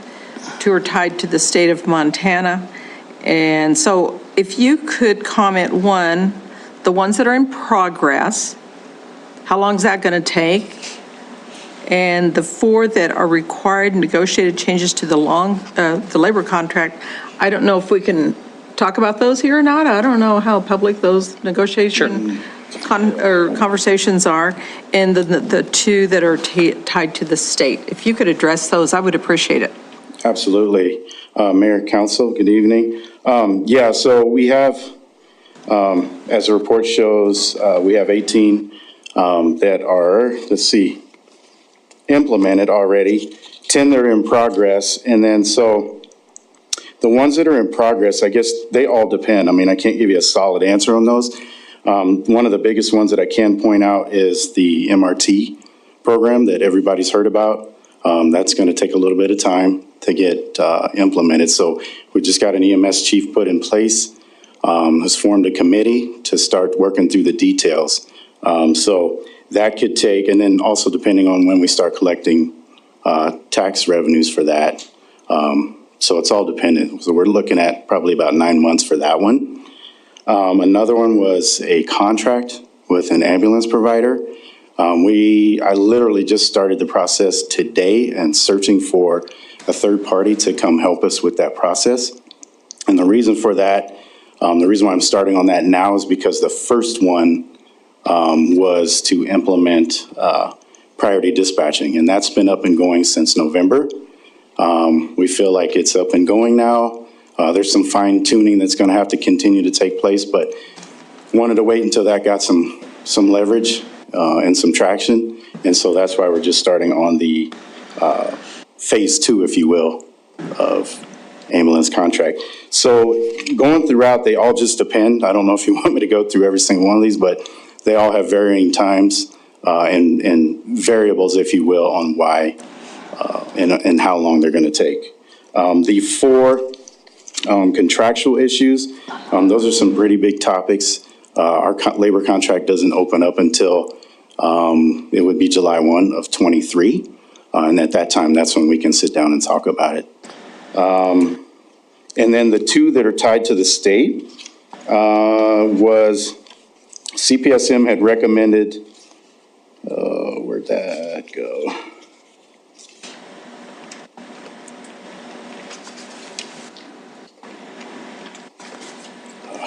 CPSM had recommended that we do, City of Billings should lobby the Montana Building Codes Council to reinstate the International Residential Code. Legislation already voted that down, so there's nothing we can do about that. Essentially, that's forcing people to do residential sprinklers. So nothing we can do about that one. And then the other one had to do with Wildland Urban Interface. That's another city department that belongs to building. So. Chris, you want to comment on that? Yeah, Mayor, Council, I just want to add, Chief Valdez, so that you're aware, I'm looking at a report he's given me literally of each of the 34 and where he's at. So it's not a matter of where we are. I mean, I've got a several page document there with, you know, those specifics that he's provided me. So it's not a mystery at all. We can provide you clearly where those are. The issues related to the labor contract, I wouldn't try to negotiate them public, but this whole document is public, the report's public, and the 34 recommendations are public. So they tend to be bigger issues, like the recommendation of negotiating a different, fewer Kelly days, versus, staff. Some of the issues related to promotions and having promotions tied more to performance than seniority. So if we go back to that, Chief Valdez has done an excellent job even color coding it for me as to which fit into the various categories of under our control, budget implications. We're coming to you on the 24th, so next week's agenda has the budget amendments for all the components of public safety levy, or if they're truly some of them, and CPSM was clear that their recommendations weren't based on what they thought we could do. Their recommendations were, in our perfect world, these are the kind of things you'd be implementing based on our expertise, around the country. So. Councilmember Boyack, Councilmember Owen. Thank you, Mayor. Since both chiefs are here, and our main topic this whole last year was public safety. Can you give me a grade of what your department did? A, B, C, D, E, and F, and why? And try to be honest. I know it's not an easy question. The grade from Your department, how did you do last year for public safety? Do you think you did an A job or a C job? Just give me your ballpark. I'd give us an A every time, and because we have such a talented group of people. I have an amazing staff. In fact, I wouldn't have taken this job if we didn't have the staff that we have in place. But you can always improve. We've had reports that come in that says that due to resources, we're at a 3, 10 being the worst, a 1 being the best. That would be the insurance service organization. So we can always tweak and to get better. So, but I would give us an A, absolutely. Mayor, Council, I would not give the fire department an A. You should have asked me first. Appreciate that. A plus. Congratulations, Chief. Which is a one-legged, an F is a one-legged A. So, to support our department, I have to give us an A as well for the things that we accomplished throughout the year. There were some horrendous things that took place, but understand, our homicides reduced 55%. Everything that we have has been solved. It's been cleared by arrest or by warrant request. So there's some really good work going on. Our responses to call, we've been able to adequately make sure that we have resources available. We haven't had to do too much modifying of our delivery service. We've stayed within our budget last year and this year. Our assessment is we're spot on. With 50% of the year left, we have expended or have 50% left. That's outstanding management of a $27 million budget. If we've got 75% expended with 50% of the year left, we got some problems. And so across the board, outstanding work that's been done. Things that we struggle with, of course, and it just goes to the safety levy discussion. We got to get a handle on violent crime. Had a real bad weekend. And those are the things you know about. I went to the county attorney's office today. They presented a strangulation case. You don't hear about those. So those are things that we struggle with that really reflect poorly on the department and on the community itself. So we can get those things turned around. But on the back end, enforcement's not a problem. We arrest a ton of people. We clear a ton of cases. And I think some of the emails and the thanks that you get, or at least hear about some of the good stuff, really epitomizes that. Thank you very much. Councilmember Owen and Councilmember Gillick. This is for Chief Valdez. You mentioned here, or at least Chris mentions here, that there will be a budget amendment, I guess, next week to start the mobile response, MRT, MRV, I'm not sure what we use there, but the mobile response program. And then we'll start hiring firefighters and paramedics in 2023. Obviously, there'll be some amount of time of training and getting them up to speed. When do you expect that program to be fully operational? So my hope is to have something, I'm hoping, it's up to Chris to have something up by November. I was hoping to have people hired by around July, and by the time we get them through training, we can have that program up and running by November. Okay, so follow-up, Mayor? Please. You can answer this, or you can leave it for Chris to answer this. The current budget includes funding to begin siting for Fire Station 8 in the Heights. And it's my understanding that it's the position, at least of city leadership, that that fire station conversation should wait completely until not only is the mobile response team operational, but that we've collected some period of time of data. So based on that, am I understanding that we're not even going to have a Fire Station 8 conversation in this community, despite it being budgeted, until roughly 2024? I think generally speaking, the answer to that question is yes. I think that the exception is the council's been pretty consistent of land is only getting more expensive. So if the data points are pretty clear as to where stations 8 and 9 should go, why wouldn't we secure the land or confirm that land we already own is what we would use? That would be my question. So I think that piece of Station 8, I think absolutely we will be having that discussion in the upcoming months. As far as actually talking about opening that station, the CPSM report says you would be wise to collect the data on the impact of the mobile response teams to better understand when Station 8, the trigger for Station 8 will really happen. So I think that one, it is likely to be into the 2024 before there's a serious, you've given the MRT program off the ground and you've got some data there to say, here's how it actually did affect our ability to respond to calls for service, or here's how it didn't change response times. But I'm hearing you say the land conversation will start sooner. Yes, yeah, we're already having and have for several months been having that land conversation. Okay, thank you, Councilmember Gulick. And Councilmember Joy? Two things that are actually off of the public safety realm. One is on the item, the resolve City Hall facility space deficiencies. And so we've acquired the Stillwater building. That's great. I know that that's going to answer all kinds of challenges we've had with having so many different facilities being spread out. I guess I am a little concerned about how fast we're talking about being able to move in, unless we're just talking like kind of temporary, while it's the real, I mean, because obviously it's inhabitable right now, right, in some places.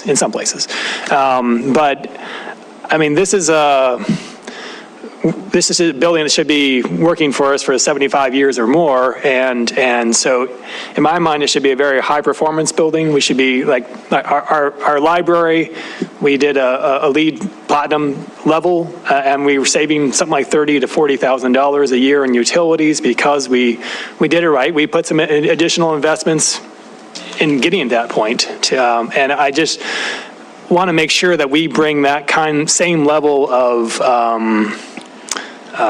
commitment to get to a long-term project, and don't rush this. I guess that would be, my input.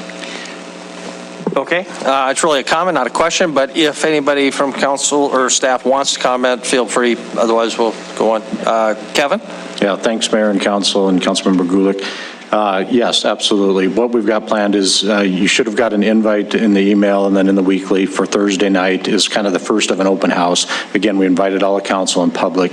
What we're working on kind of a follow-up to that is after that meeting for the council is we're going to have a questionnaire that's going to come out to you looking at some of those policy questions, put to you of just what you're saying, do you want this to be a high performance building, things of that nature, kind of those policy level questions that will, solicit information from you, kind of gather that data from the 11 of you, and then we'll come back and Chris and I will determine, I guess, how that, looks coming back. But that's what we want to use to decide, kind of guide the design team and the city team on where are we heading with this building and where are we going with it based on your policy decisions that you make. Okay, thank you. Councilmember Joy? Thank you, Mayor and Council. This question is for Chief St. John. I attended the Midtown Collaborative Task Force, and one of your officers has got a promotion, so that I already know that you're implementing part of the CPSM recommendations in terms of what she was saying, and that there have been some changes in promotions. I have a question. It's probably not based on a priority, but previously council has asked, and we have heard about the difficulties of hiring officers and the use of overtime. So I was just wondering, where do we stand there? Thank you. Council member, we do not have difficulty hiring people. As I've indicated before, Billings, specifically the police department, is an employer of choice. People want to come and work for the police department, for the city of Billings, and they want to raise a family here. We get a fair number of already certified officers from across the country, and we get a lot of individuals who just haven't been officers before. So our hiring process always gives us anywhere from 3 to 5 coming out the back end of a blind process, which gets us the very best of the best every single time. And I'm okay with that because we lack the capacity to hire 15, 20 at one particular time. We don't have the field training officers. We don't have the spots at the academy, which are 3 basic courses a year. So bringing them on board incrementally works just fine. We are in good shape right now. Your policy or your budget from last year authorized us 154 sworn. We stand at 162. So we have been in the process of overhiring to take care of retirements and attrition. And once the safety levy passed, that flipped into fulfillment of the staffing promises of safety levy. We are at the pause button right now because you have not approved through a budget amendment to spend money out of savings to continue on, or tell us to wait until FY23, 24 to get going. But we're in pretty good shape right now. The other part of that, and had a discussion with the mayor and the 4 new council members, is about recruiting and the type of individuals that we are looking for at the police department. Obviously, what we're looking for, A+ candidates across the board. And the other part of that is diversity. To be representative of the community, specifically Native American populations. So of course, recruiting, very difficult in that area. But at the end of the day, I just want the very best that comes out the other end of that pipeline. And I think we have been able to attain that, and the results speak to that. Mayor? Great. Thank you, Councilor Chief. Anything else for staff before we open up for public comment? Councilmember Purington. I just have one question regarding the legislative process. We had talked about some of the things for the legislature regarding, and you can have a seat, Chief, this really isn't for you, it's more for Chris. So whenever we worked with the legislative process, is that we had talked last time about, I think we went through an approval process where we said we would adopt the MCLT's agenda or whatever it was. And so we said, yeah, sure, we'll do that. Well, then it comes out, and there were some on council that are going, no, we don't want that. And so I think, is there a process where we can go through, and do we know what their agenda is going to be before the process or legislative session starts? That we need to probably look a little bit closer at that. And some of it has to do, I think, with policing, what sort of legislation we need to do for the criminal justice system. So is there some way that we can do that without having that conflict? Because it is nice if we would all be on the same page with that.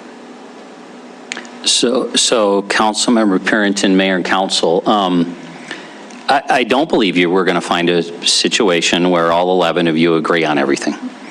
I think what I could clarify is that you do have a voice on the board of the Montana League of Cities and Towns, MLCT. So that's the Montana League of Cities and Towns. And generally, and we usually tee it up that way, generally, does the council support the adopted legislative priorities of that board representing all the cities and towns in Montana? And literally last I knew it was all cities and towns, everybody was a member.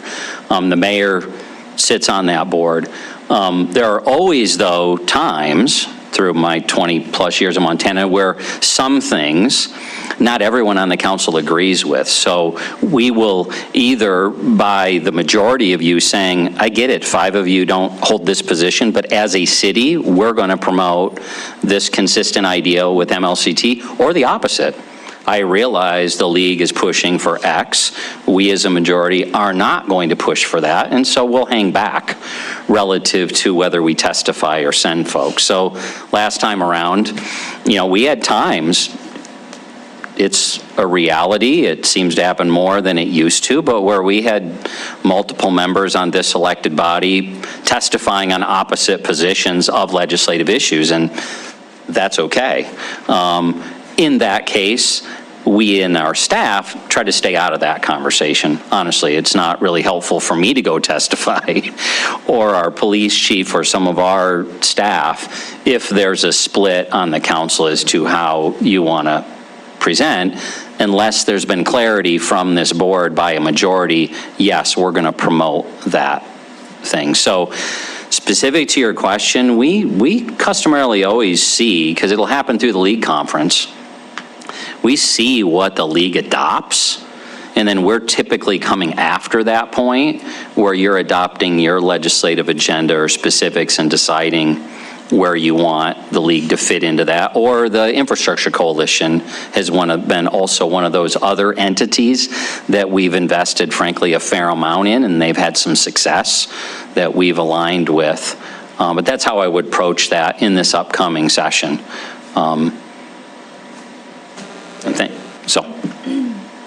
And I'll just kind of comment that the league does have a legislative tracker, pretty sophisticated spreadsheet that evolves during the legislative session and before the legislative session.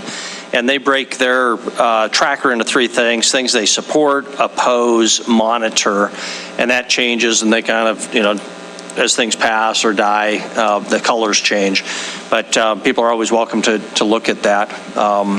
But when we come back to it, we can, I would suggest we be pretty surgical. I don't think anybody could ever say we want to adopt, because they take a position on dozens and dozens. So we would want to be more surgical than that. So. And that's on the board? Yes, yeah. Just look for their legislative tracker.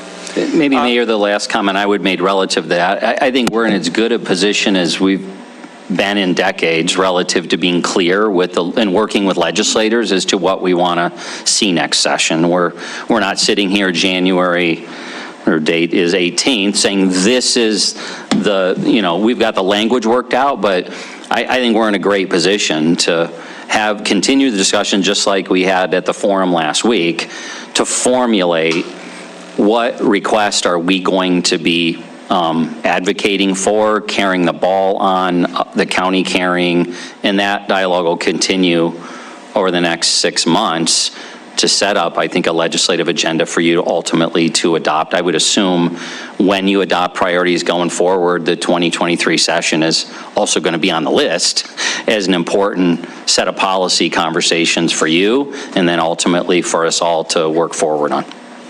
Okay, Council, let's go to public comment then on item number 3. Is there anybody in the audience who would like to comment on our 2021 Council adopted priorities? If so, please come forward. And you know the routine, Christy. Christy Drake. I reside at 2950 Walden Place, and I'm here as the Executive Director of Billings TrailNet, and I also serve on the Bicycle Pedestrian Advisory Committee. And I want to congratulate you on this amazing list of council priorities from 2020. You've accomplished so much, and we've just really got a hardworking city council, and I thank you very much for your hard work. I would like to ask you to please make trails a priority, a top 5 priority in your next planning, your priority setting agenda.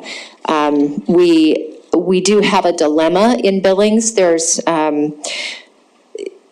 trails aren't owned by anybody in particular.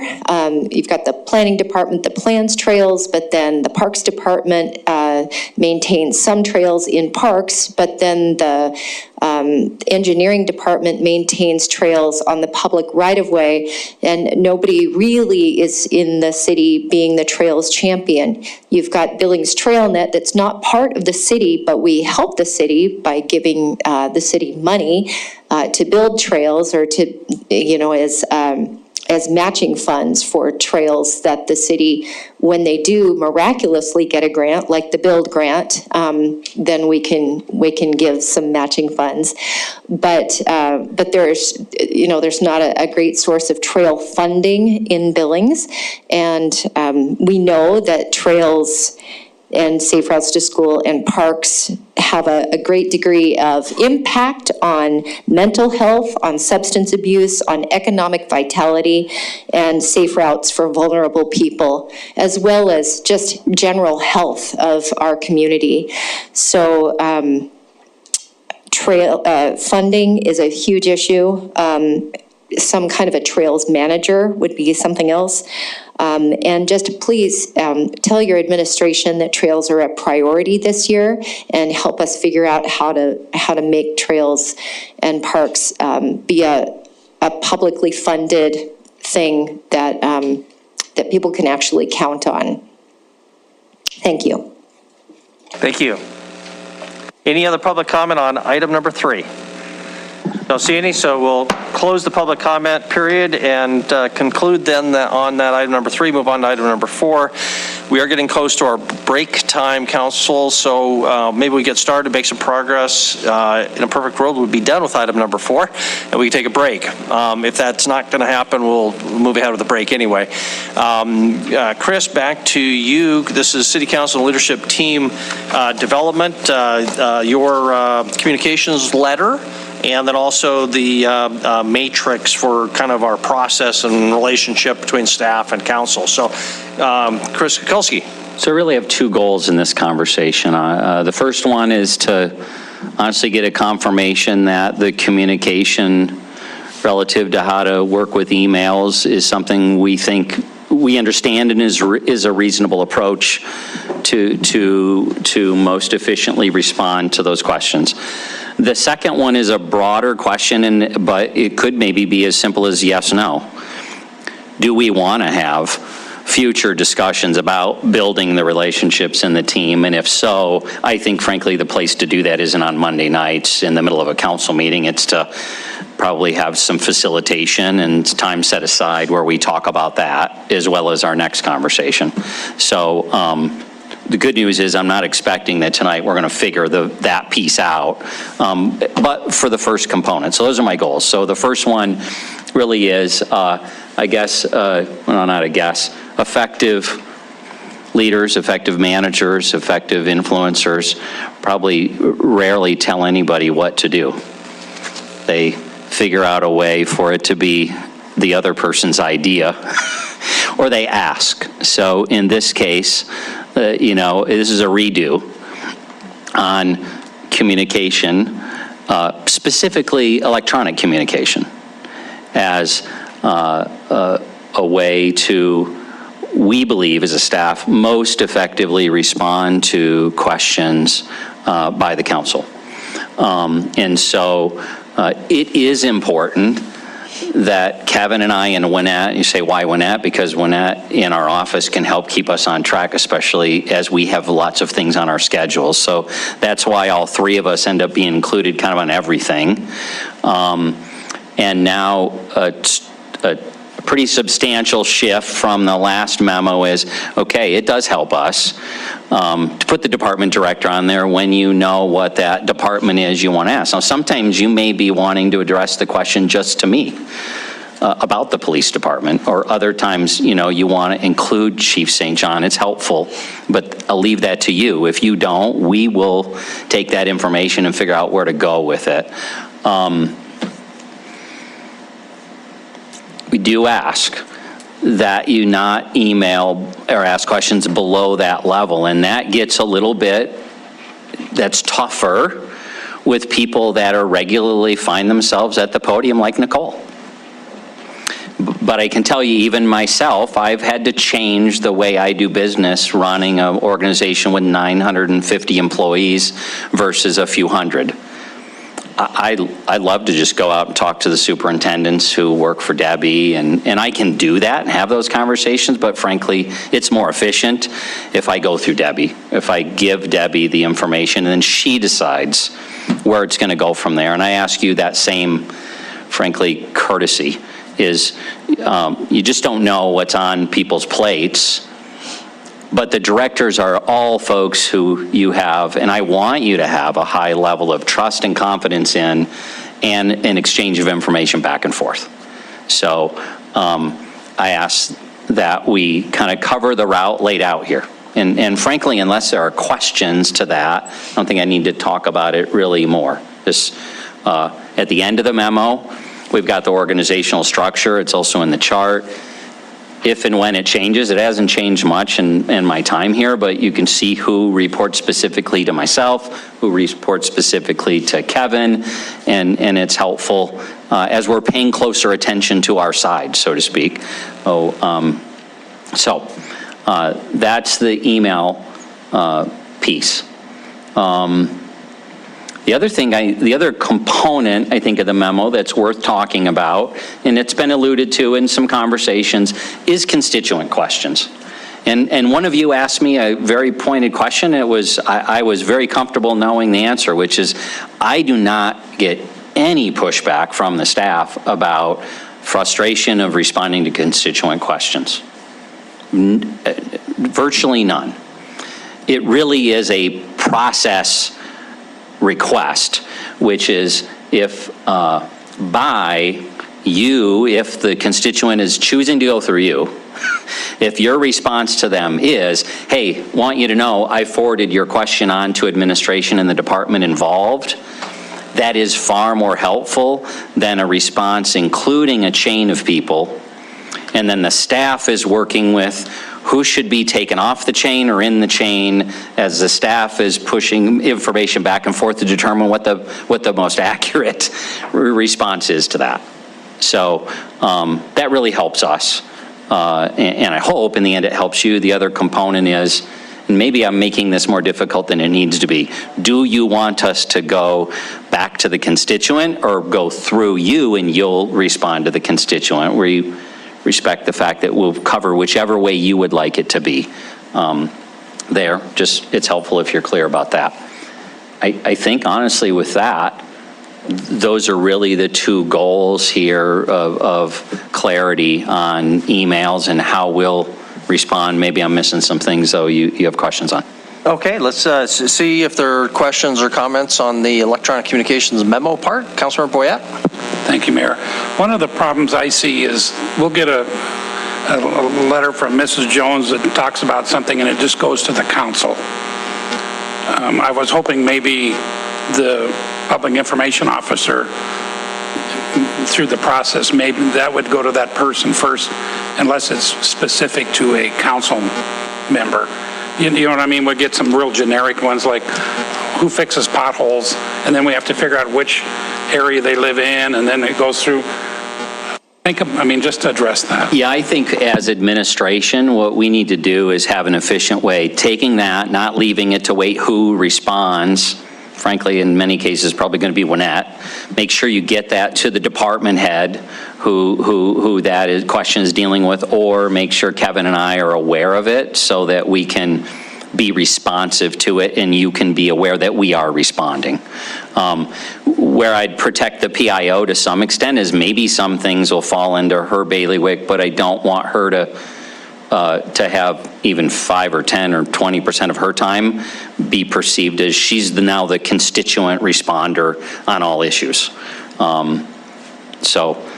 Since they range everything from sophisticated questions to really simple questions, I think we probably want to work them with our administrative assistant, but I think what we've talked about, Mike, in the past is, right now they just kind of sit there and nobody knows, is somebody going to respond to this? So being deliberate about, yes, there will be a response similar to, it's been forwarded on to this department, and when that answer comes through, we will get it to you. And on that, Chris, you'll have to decide whether to add the PIO to the recipient list for emails to council that now go to you, Gina, and Kevin, I believe, whether, even if she doesn't respond, whether she gets them at least. Sure. But Councilmember Purington? Well, and I think that's a good point, is that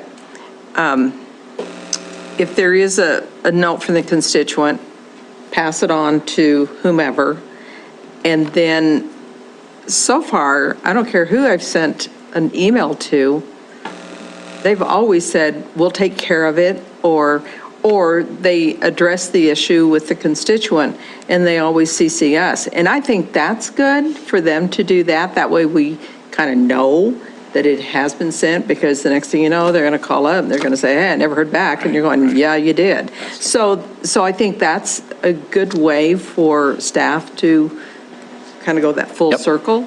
And not that I want to get involved in whatever the back and forth is, but yet to know that it's been taken care of. And on just a second point, at some point, whenever you do introduce the PIO, it would be good to know exactly what those duties do entail, so that we know that we're not bugging her. Sure.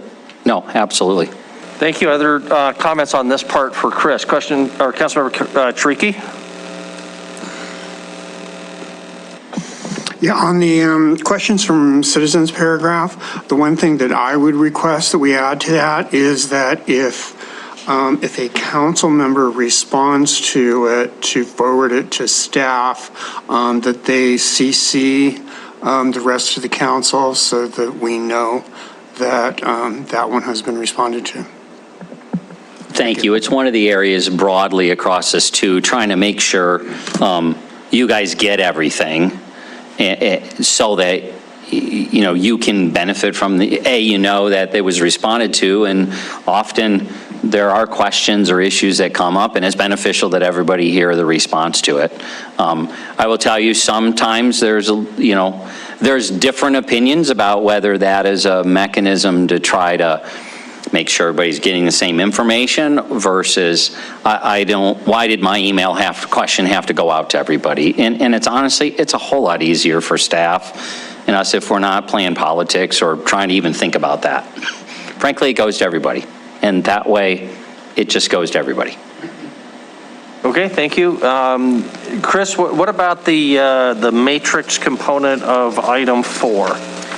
It really falls into that kind of yes or no. The last time we brought this subject up, and we didn't get very deep into it, but the council candidly was, no, we really don't feel the value in having that discussion. And if that's the case, then I don't want to waste your time or our time.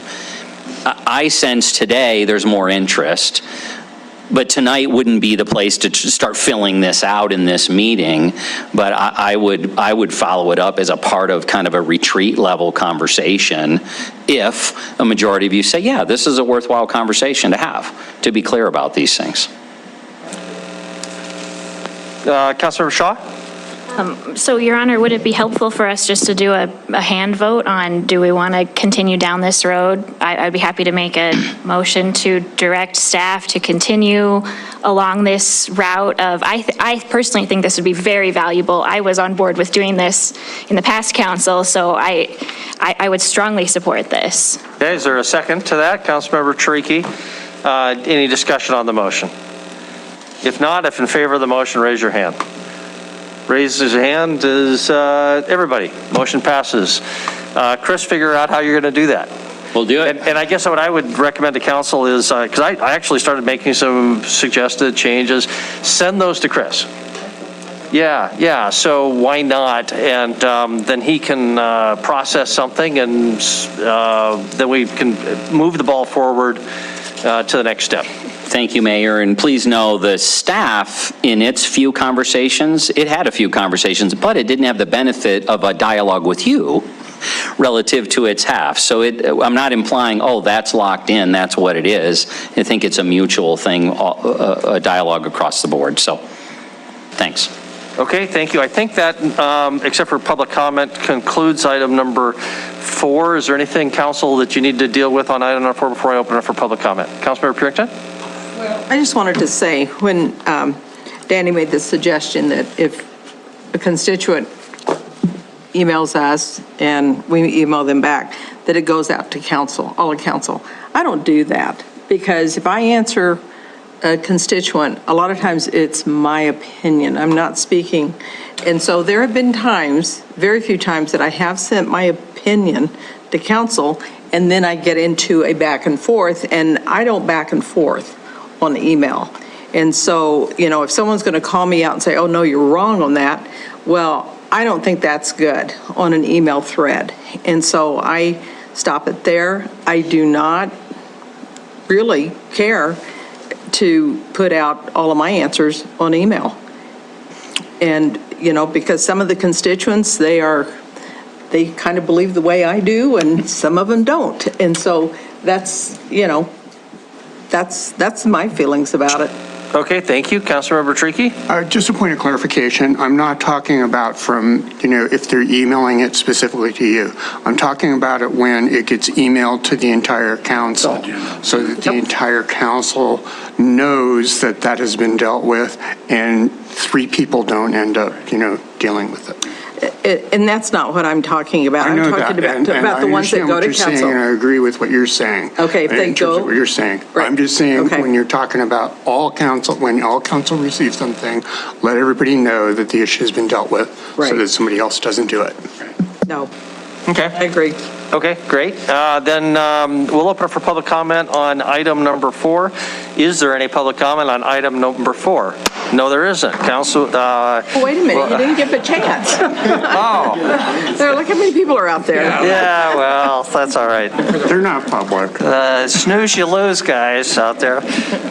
For anybody who might be watching, that was not as abusive of a power play as it was. It might have appeared, just because there's nobody we can see except for a few staff members who are far, far away, and they weren't going to comment. So anyway, that concludes item number 4. Let's take a break, council. It's 7:33. Let's be back here no later than 7:40. It should be 7 minutes.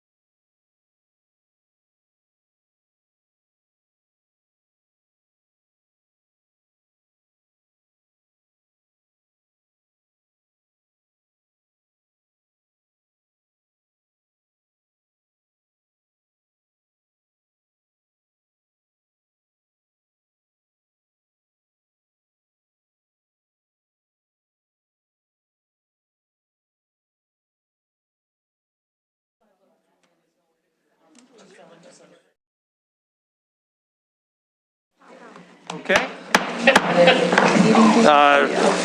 Welcome back, everyone. Our next item up is item number 5 on the agenda, called Vision/Objectives Discussion. I'll turn it to Chris. When I read the staff report, I was concerned or thought that the goal was to look at the one sentence that says city's vision is Magic City, a diverse, welcoming community where people prosper and business succeeds, which seems like a good idea. I think we all support those. But talking to Chris, I think his idea was broader than that. We're talking about some larger strategic issues and how and when and where to address those, and how that relates to the larger or other issue of more tactical determination of priorities. Which also needs to be part of our discussion, kind of in, I guess, the next item 1. But Chris, what did you have in mind for item number 5? So let's try this same pattern, which is, on the one hand, if the council doesn't want to talk about these elevated things, it's really simple. You just say, we don't want to spend time there, and then this conversation's over. If you do, I don't think tonight we're going to do it, but I think it would be a natural conversation to, include a facilitator, a retreat, I'm assuming local in the community, but that kind of a setting to have that conversation. Like a lot of things, I think the top and the bottom are more easily defined. Like, there's the butterflies, rainbows, some perspective about the overall vision, and it's just who couldn't love the vision. But I will tell you, it matters. It particularly matters if you believe in it and you make decisions that lead to it and you communicate that. If you don't, then it is meaningless.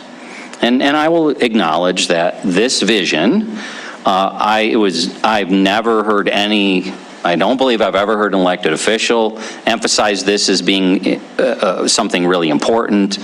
I've not emphasized it all that strongly. But that's what is on the books. If you go to our strategic plan, go to the website, you go to the strategic plan from 2015 to 2019, this is properly the first thing you'll see, with values underneath of it and strategies. How I've been using this, and some of you have seen the presentation, so I'll fully disclose, it didn't say before the Magic City, it didn't have the vision. It just said 5 strategies on moving Billings forward, but I think it fits in. What I sent you yesterday, and I'll keep this quick, is these are 5 strategies that I've communicated in our community.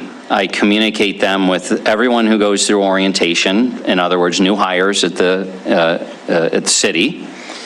And to my knowledge and my belief is none of these are in conflict with the priorities that have been adopted by the city council over the past 3 years.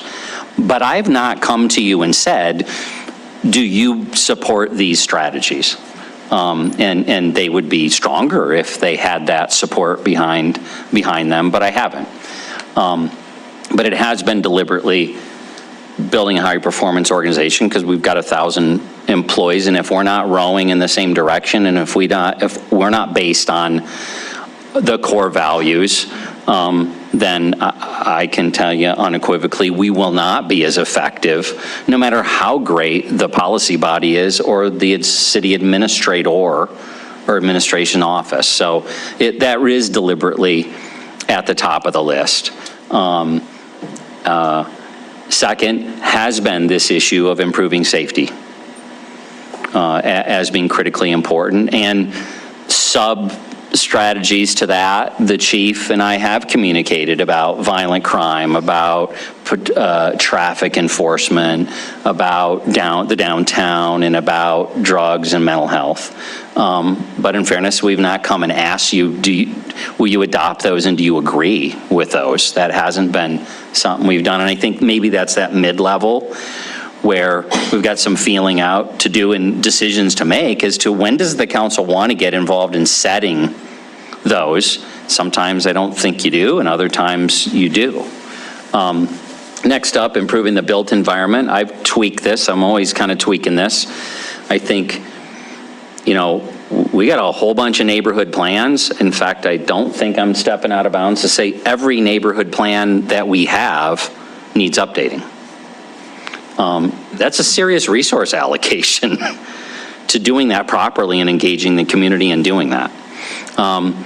We also need, in my opinion, to update the subdivision regulations. We've never, I don't think, ever really said we're going to update the subdivision regs in the recent history. That's a huge undertaking in and of itself. But I think those would help us improve our built environment, both, and there's other things. Continue investing in core infrastructure. Those are lots of projects you guys see, you know, deliberately there. We got the inner belt loop in the reservoir, in the airport, et cetera. Increasing parks, trails, and recreation is that quality of life side of the component. This is not meant to say, oh, I've got to cover every aspect of the organization, but I've truly come to believe with experience and the way the economy's changed over the past 20 years that people choose whether to stay in a community or relocate to a community. And in doing so these days, more and more they're caring about the quality of life beyond simply, do I have a job, which is hugely important. It's at the foundation. And some of the baseline things about infrastructure. They really want to see trails and park investments and things of that nature. And then last, I emphasize in our community, though we have no formal role in it, the education system is absolutely paramount to our strong economy. So I just use those as they deliberately are strategies that I think are critical to us being successful in implementing that vision.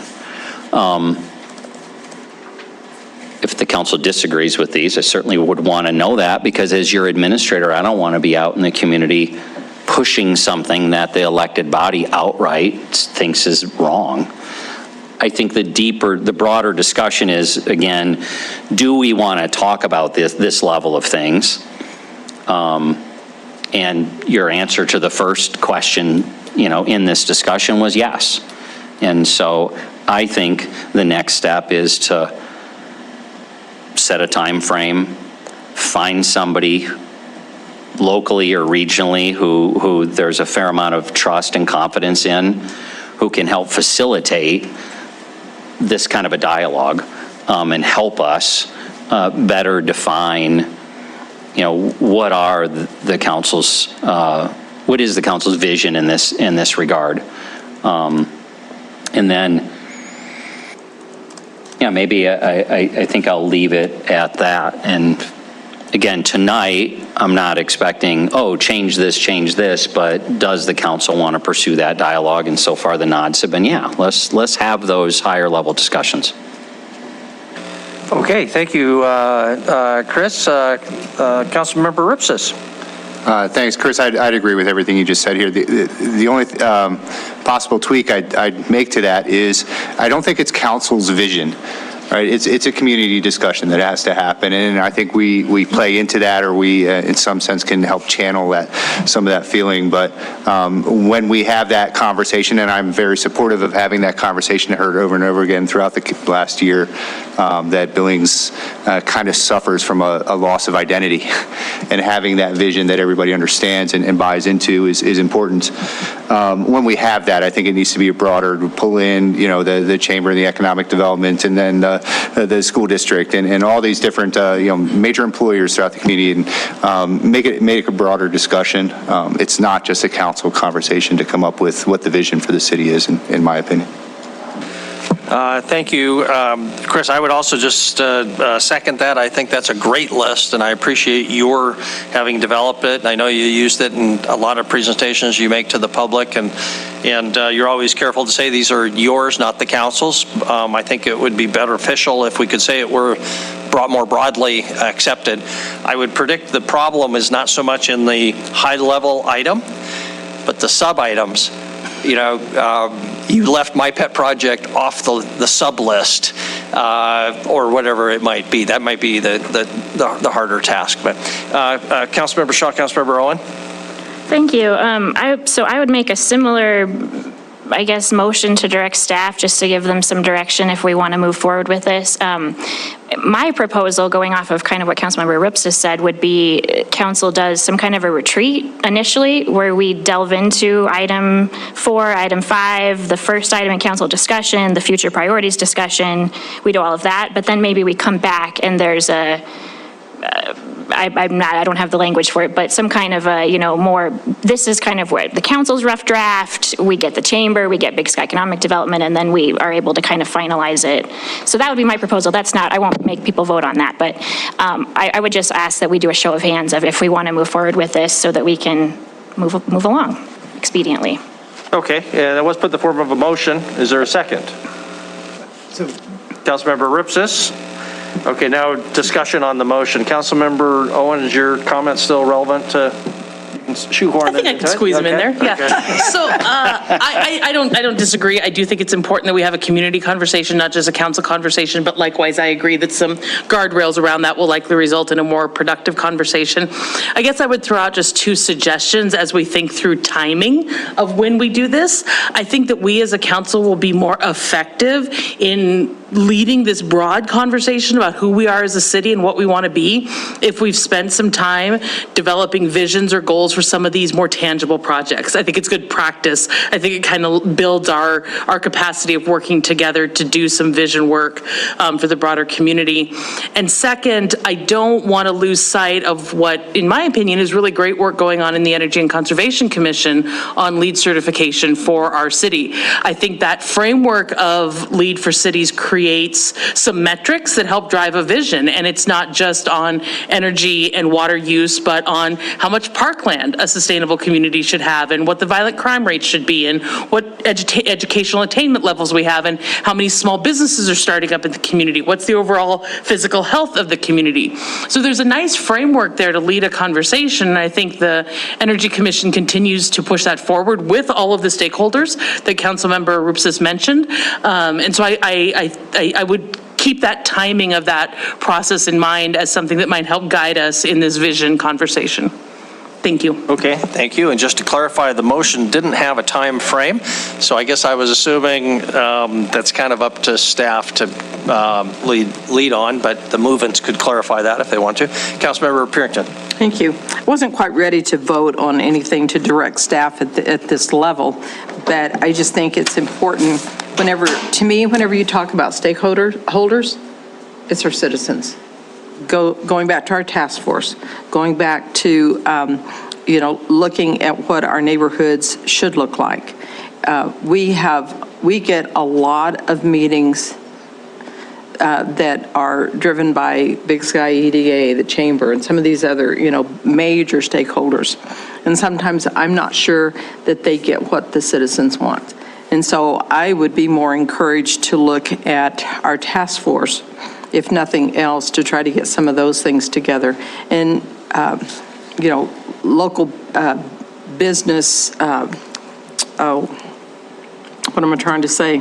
Groups, whether, and the first thing, because we've been talking about recode, would be like the HBA. What do they want their neighborhoods to look like? Yeah, they do have a major buy-in. And they know what people are going to buy. Your board of realtors, they know what they're going to buy or people want, and how much, like Jennifer was saying, the data, what do they want? So I'm not prepared to vote in favor of the way Kendra put it. I mean, I do think we need to move forward and to think that, that these strategies, I know, because I ask you a lot of times, well, what are those strategies you're talking about?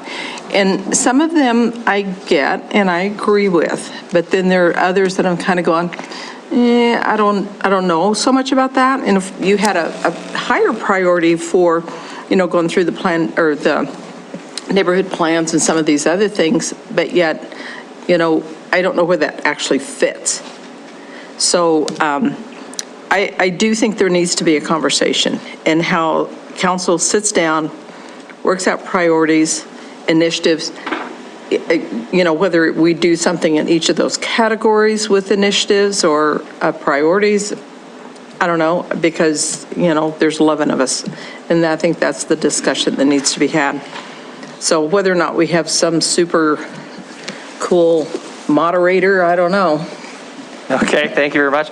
Councilmember Shaw, if you can add any clarity to the motion, that's welcome. Yes, thank you. That's what I wanted to do. So I would like to just clarify. So I'm not proposing anything specific. I'm just saying, I said that what's what I would like to see is a retreat. But the motion is just, do we want to continue having this conversation or not? Yes or no? That it's very simple. And then the clarification piece I would add is that the timeline piece I would throw in would be, my request would be that we do this before we hit the big budget talk, because that's going to just obviously suck us all up. So if we could get to this in the next few months before that hits, if Councilmember Rupsis is amenable. Yeah, next week will be fine. Yes. Gina? I think weeks and 7 months. Okay, all right, thank you for that clarification. So the motion is to, quote, move forward, as opposed to not. So further discussion on the motion. Council, I'm going to recommend that we have open it up for public comment, just to be clear before we actually vote.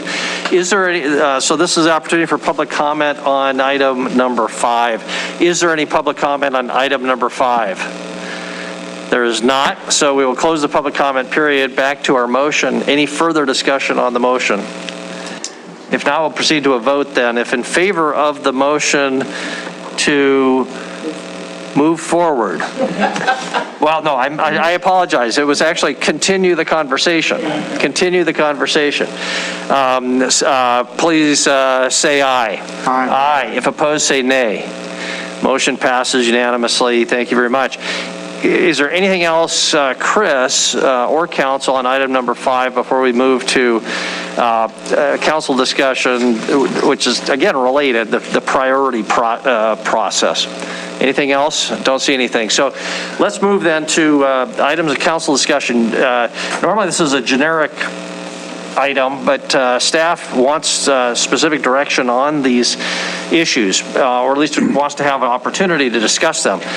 So my understanding of the first one, and then I'll turn it to Chris to clarify, and by way of a little bit of background for other new council members, for the last 4 years, I don't know what the practice was before that, we've had a priority, a process for establishing priorities for the coming year.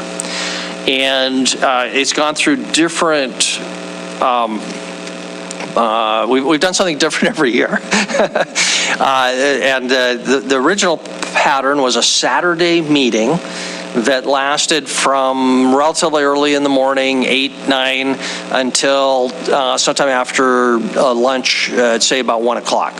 And we would have stickies. We would have, the goal was to generate a list, high, medium, low priorities. We did that. We had another process where we had modern electronics, and we had the computer, and you could vote, and you could see as things moved up and down. And one of the shortcomings of that process, we had too many items, and of course there was a lot of overlap depending on how you phrased the items, and so we had 30-some priorities, and it was really interesting, but subject to some criticism, helpful, but maybe not as helpful as some.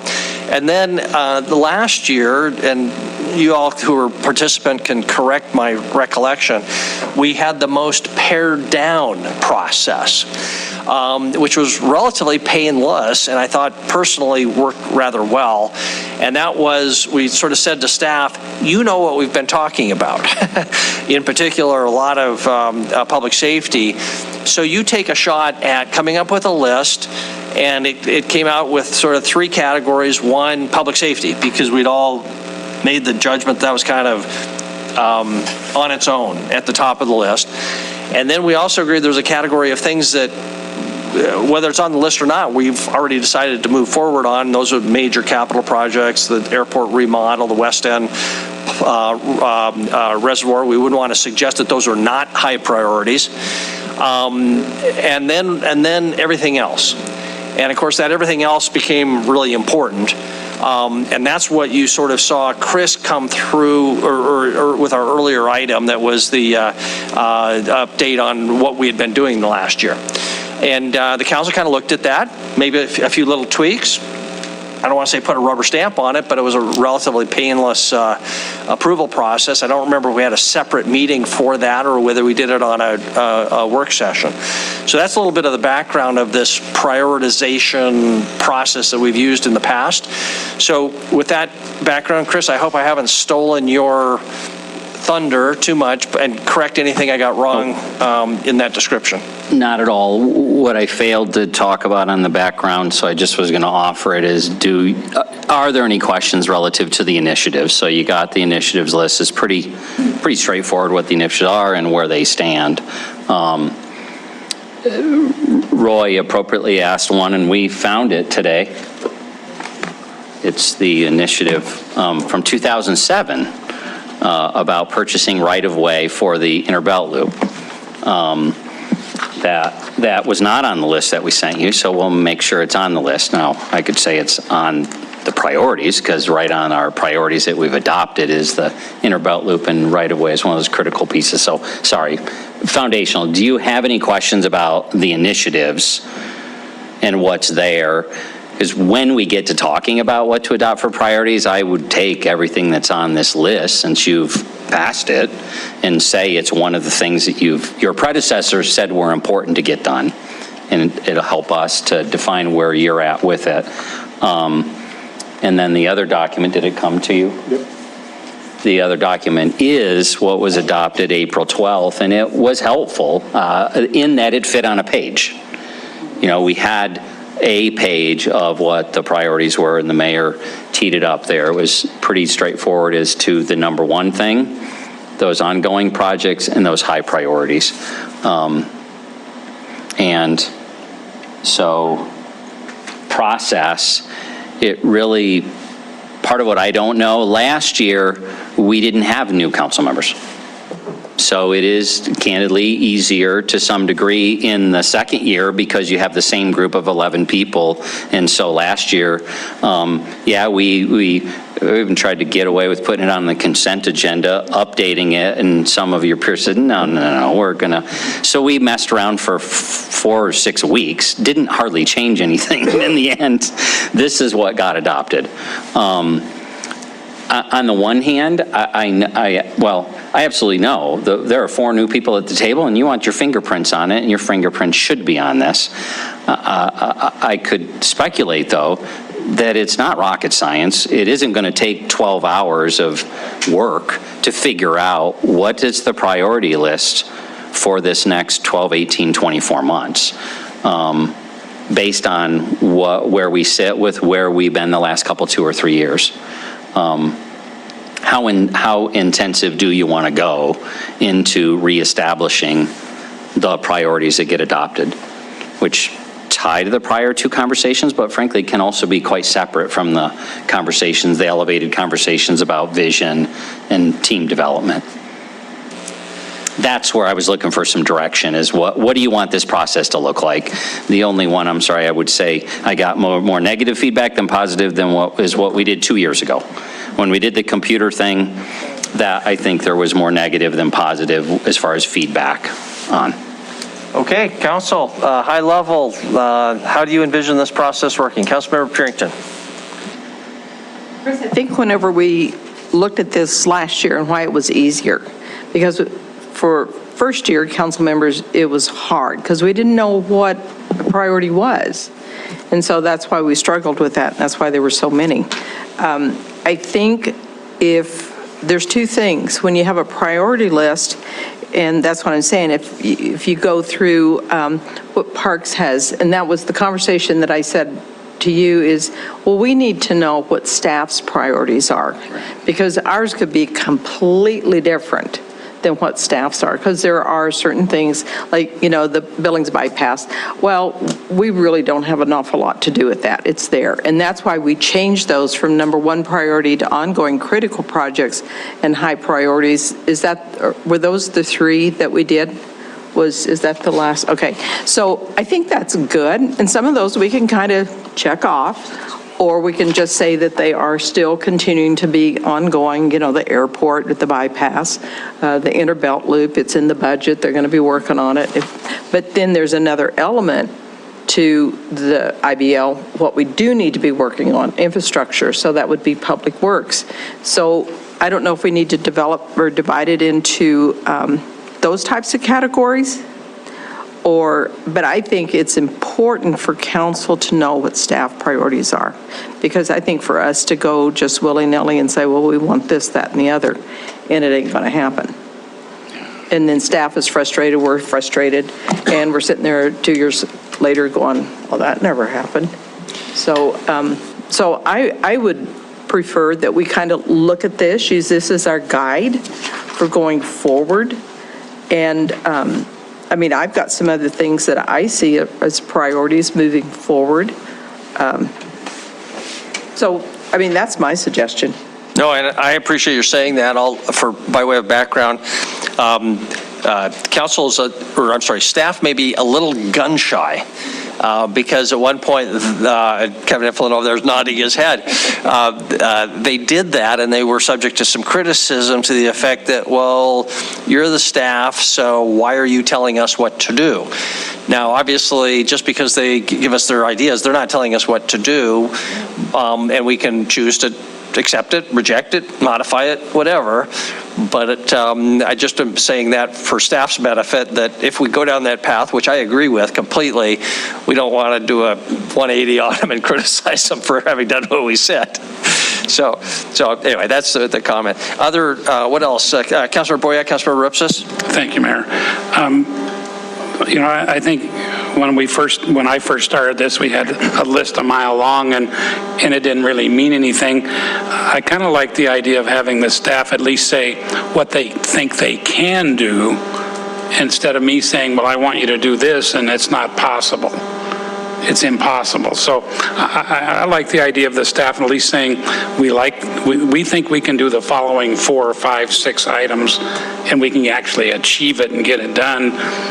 And then we look at that and say, no, I don't like any of them, or we say we like them all. But the frustration I had when we first started this 2 years ago was we had a list a mile long and it didn't amount to anything. I like the priority that we did here, that we've actually achieved some of these. We can actually scratch them off. We did do a safety mill levy. We accomplished something. I like having a goal that we can achieve, and we can't achieve it without their help doing it, if that makes. Thank you very much, Councilmember Ripsis and Councilor Tricky. Yeah, thank you, Mayor. I don't have any problem with the staff providing ideas or starters, if you will, to get that conversation rolling. Obviously, they know what's going on and where those priorities a lot of times could or should lie.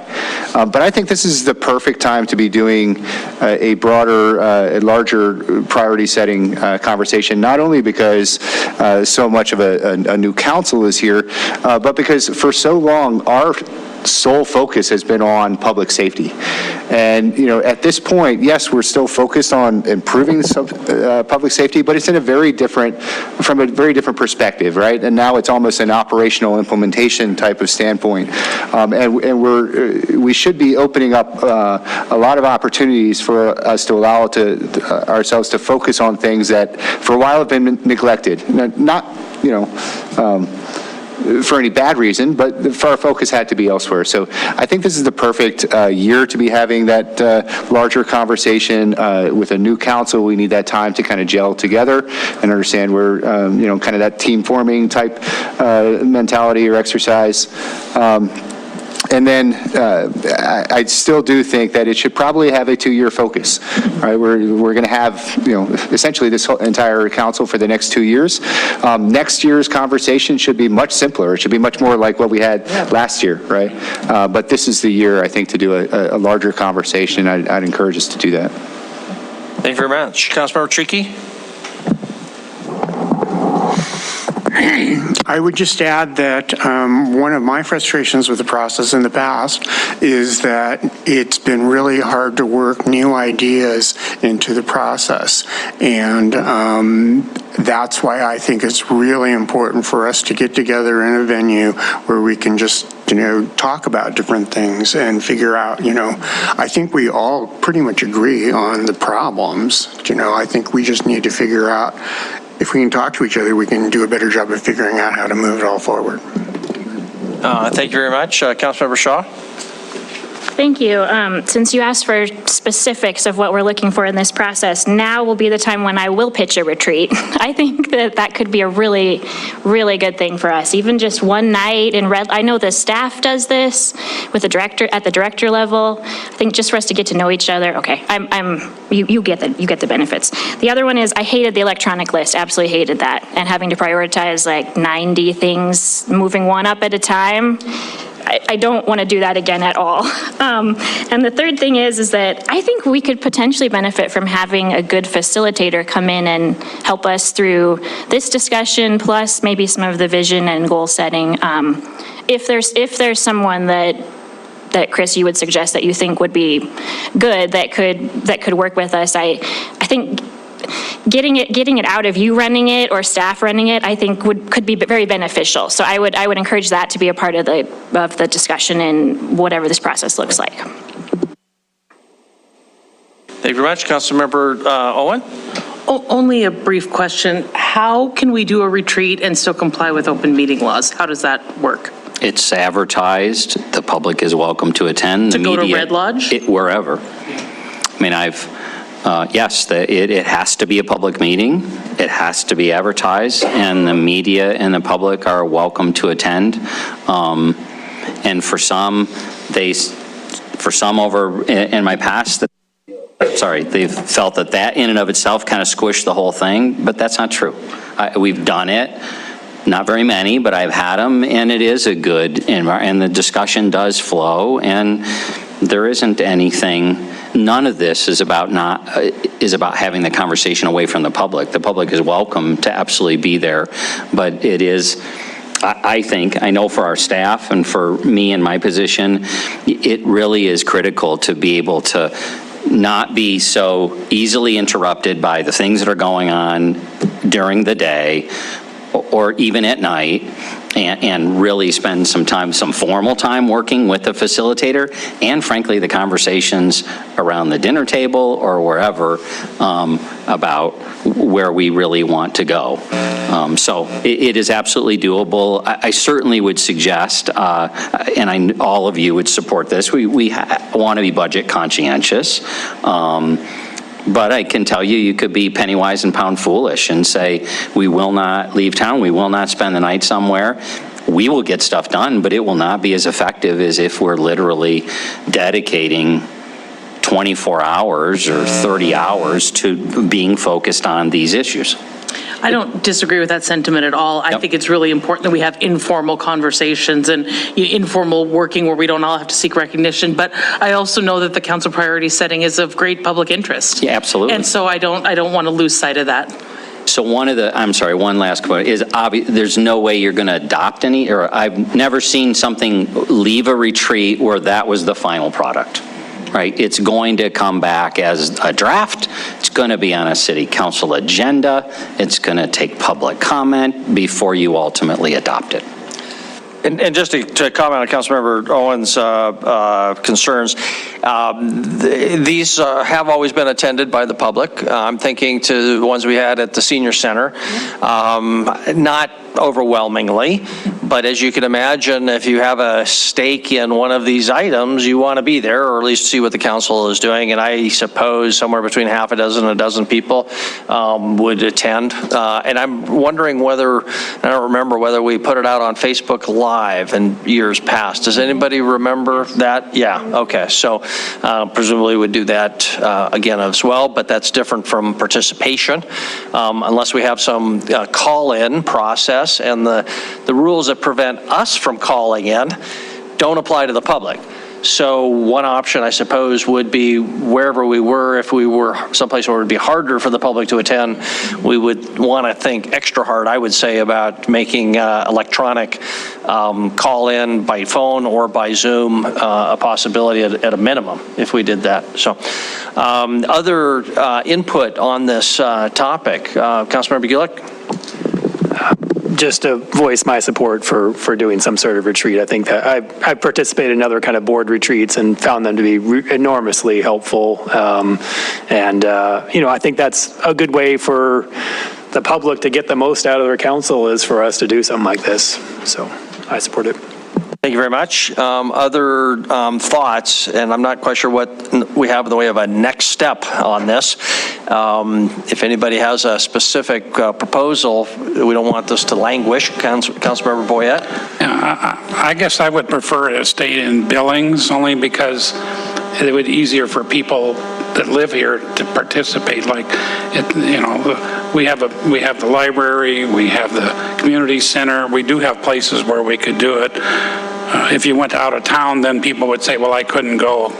That's just for convenience, I guess. Thank you very much. How do we proceed? Chris, did you have something in mind for next step?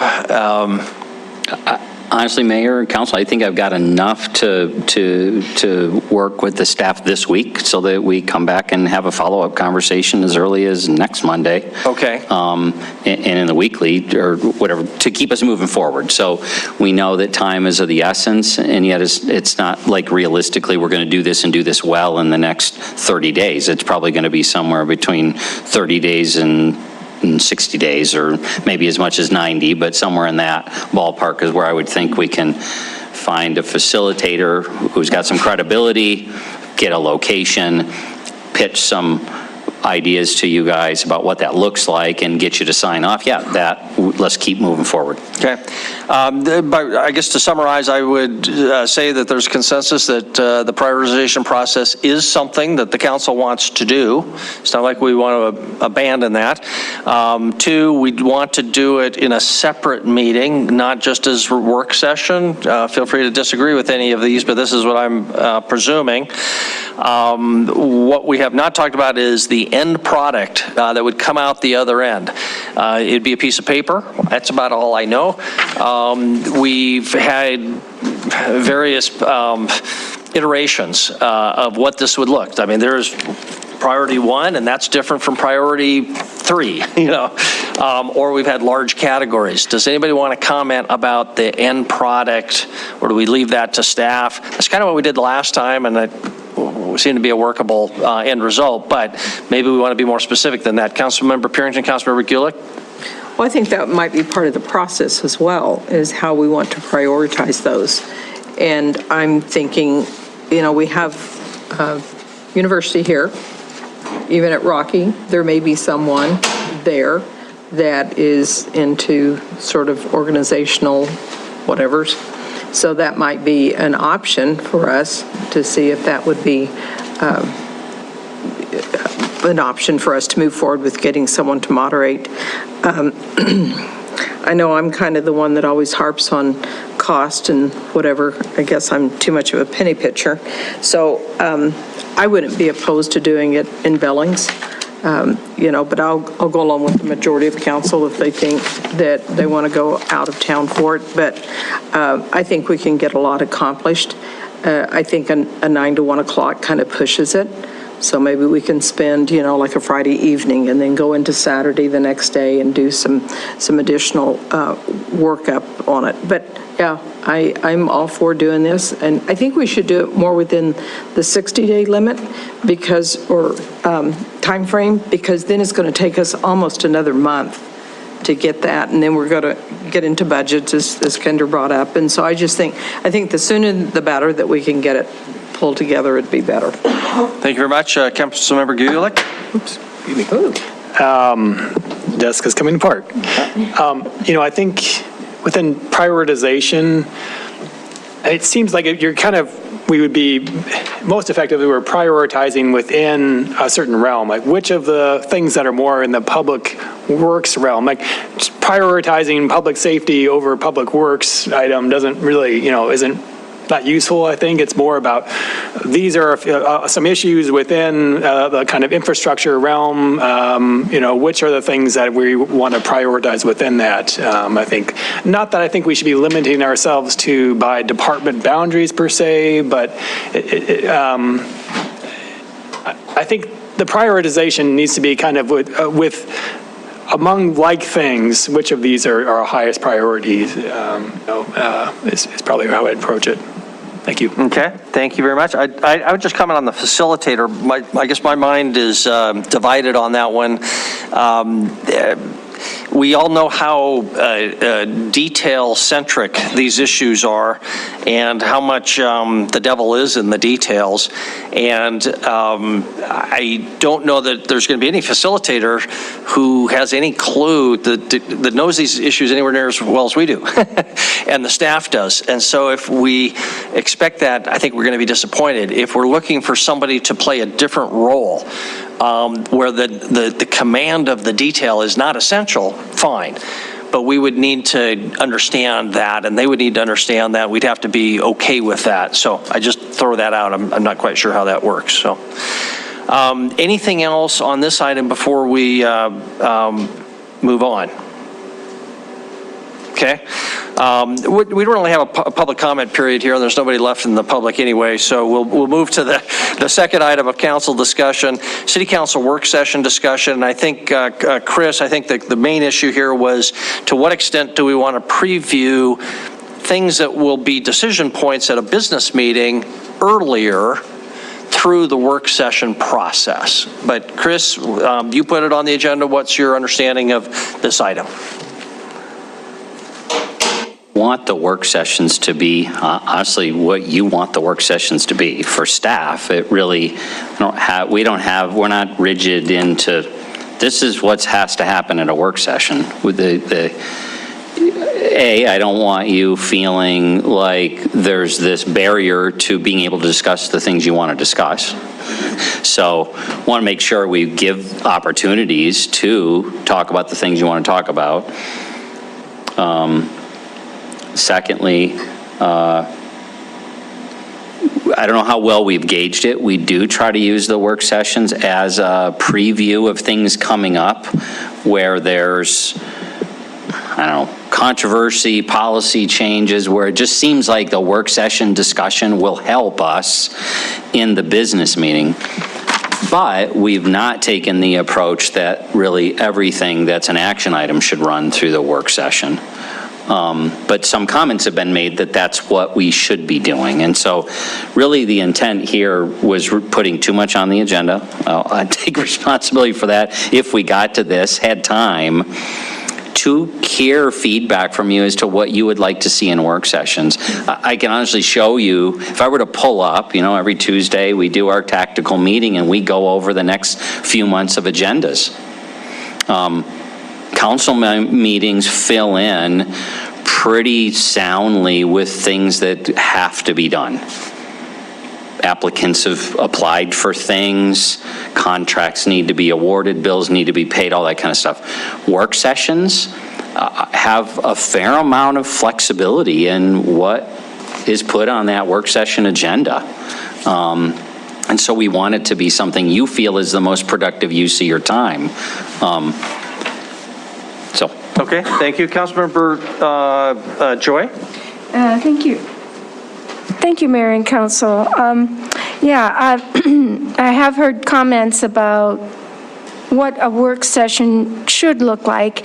I would like to say that I appreciate that work sessions, when they incorporate things that we may never take action on, but are important for us to be connected with.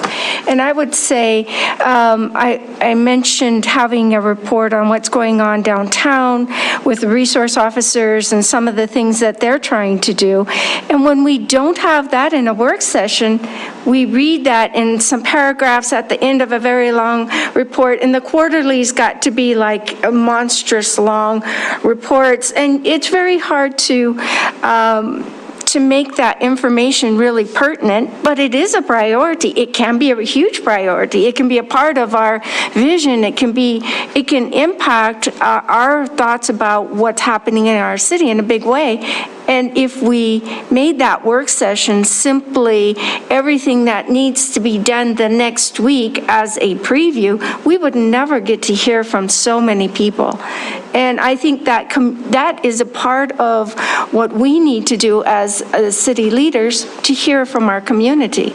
So if we're hearing from the nonprofits who are working on whatever, and that usually is the only time we'll ever hear from them, unless we as individual council members attend board meetings or other public events that they organize. And sometimes that can, well, recently, been a very long time. So I wouldn't want to lose that, because that's really important to me. Thank you. If I'll throw out a suggestion that the rest of the council can shoot at. I don't think anybody wants to just regurgitate at a work session everything that's going to be coming forward at the next business meeting. There's not time, and we would supplant other important things. But at the same time, when we have a big issue like the zone change on Maloney Lane or on Alkali Creek, and if you're like me, you're reading about it a day or two before on the weekend, that's a lot, and it's a big surprise, and it doesn't leave a lot of time for processing. So I'm wondering if it wouldn't be a good idea to add to our work session agenda for a couple months, see how it works, at a place where staff thinks appropriate, something like upcoming business meeting previews. And staff, in their judgment, would have to look and say, hey, be warned, you got to, in a week, you got this item. Read it. As soon as you get your packet, don't wait till the weekend, because it's a big deal. Or in a month, this is in the pipeline. If you're concerned about it, let's talk. Or if you want more updates, we can get it on the next work session. But anyway, I was wondering to throw it to staff, say, you figure it out, but come back, or it's an opportunity. If there's something coming down the pipeline you think we should know about now, tell us.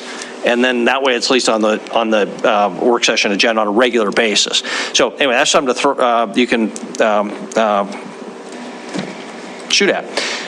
Further discussion, though, on this. What's other thoughts? I saw a hand down here, Councilmember Princeton. Well, I guess one of the things, and it's too bad that Roy wasn't here, because I know this was big on his agenda, was to make council discussion. And I'm just going to throw it out there with Project Recode update. That was major. This is a council, a work session.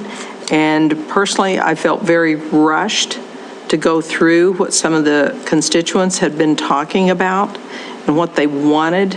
And so I guess, Mr. Mayor, for you, I don't know what your goal is in going through some of these things, because I think that's part of the discussion, that we need to have those discussions. We had major developers that wanted to come and speak, and I said, well, you only got 3 minutes. And they're going, well, wait a minute, I need more time. And so maybe part of council discussion can include some of those people. And Denise, I agree with you totally on having, whether it's the nonprofits. I mean, we get a blip of Substance Abuse Connect whenever we were doing the marijuana thing. Well, we need to know more. We need to know what the Continuum of Care is doing. We need to know what, county commissioners are doing. So I think there are things in the community that go on that we really need more information. And I think council or work sessions would be a perfect time to do that. And I don't think we need to rush through it. I mean, if we can keep the agenda shorter and really delve into some of these issues, maybe we'd actually get something accomplished. Councilmember Owen? So I appreciate this conversation. I sort of am a proponent of doing more dedicated flagging of issues or having more things go on a work session before they go to a business session, because I think, you're right, I don't want to lose the community input on just sort of general things that don't require action. At the same time, we made this decision, which I'm still concerned about, to move our council meetings. And the significant concern for that was staff members feel like they have to work over the weekend to respond to all these questions coming in.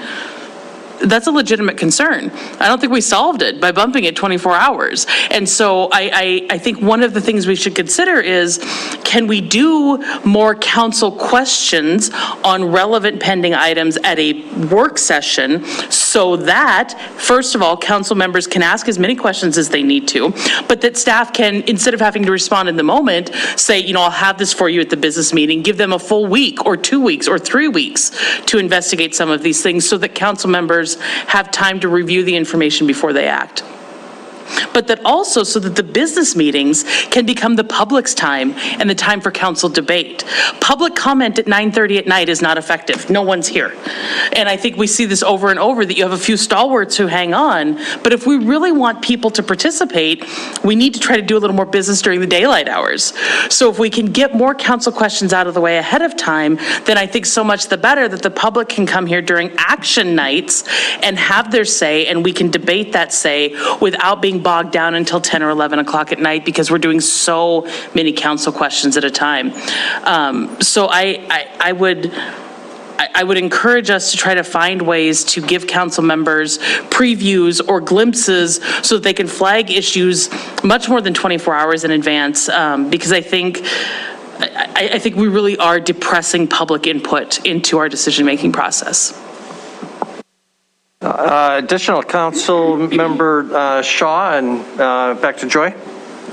Yeah, thank you. I really appreciate this discussion too. I think these are all good comments, and I'm not trying to take away from any of them, except to say that I do get a little nervous about the idea of opening up a work session to unlimited council questions. I think because, it's already 8:30. We're often here late, so I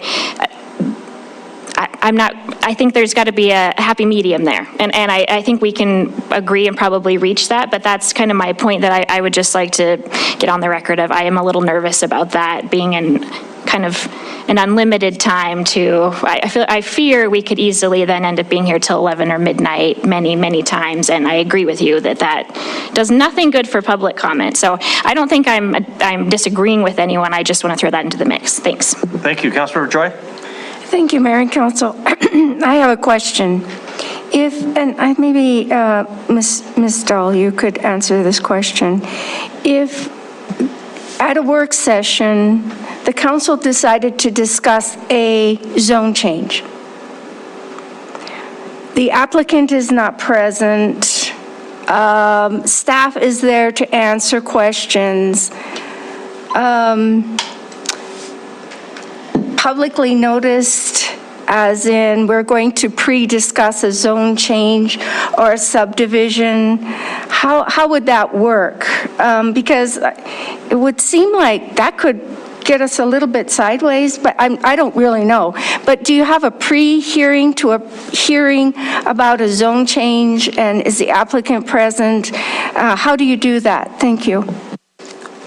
Gina, the important question. Well, I don't think that the idea is to have a pre-hearing on the hearing. It seems to me that the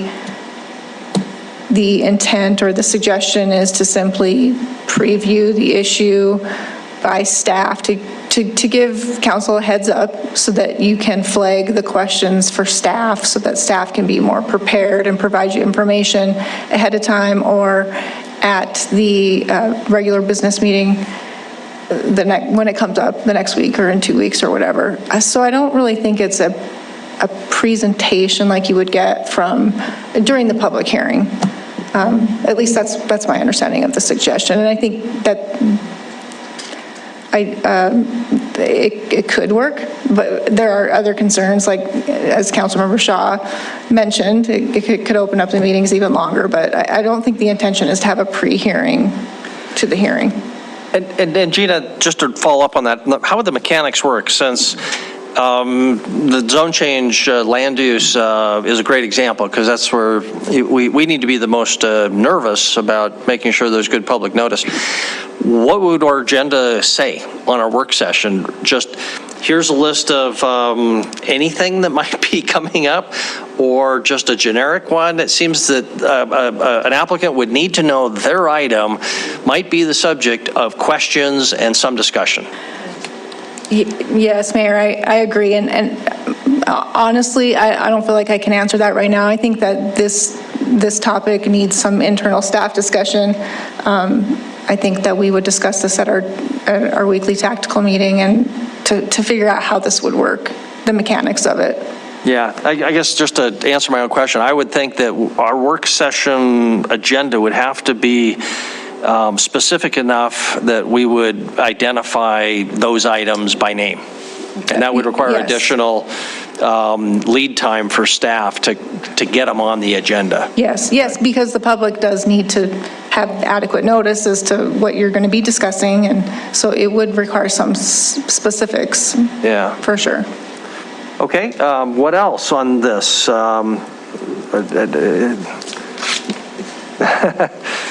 Is there any sort of a consensus on this, or one way or another, or this is just a useful way to air an issue? Councilmember Gielich. Thank you, Mayor. So they have some thoughts that I think that are it's kind of a holistic way of viewing our community that requires some background information and maybe a presentation that I think would be really helpful that I'd be interested in bringing to the council forward, because usually we're kind of a deliberative body just deciding on things that are brought forward to us. But I'm interested in bringing some ideas forward to y'all that would have some sort of presentation and sort of an ask. And I'm thinking like 15-minute presentation or something like that, which is more than would be typically afforded, what we would do in a discussion here. But that's something I have some ideas on some very specific policy questions that would come out of that, and I guess I'm interested in hearing how you all receive that as potentially something we do during the work sessions, doing council discussion. Well, just a reminder, the city administrator is the keeper of the work session agenda and the business. So you can always go to the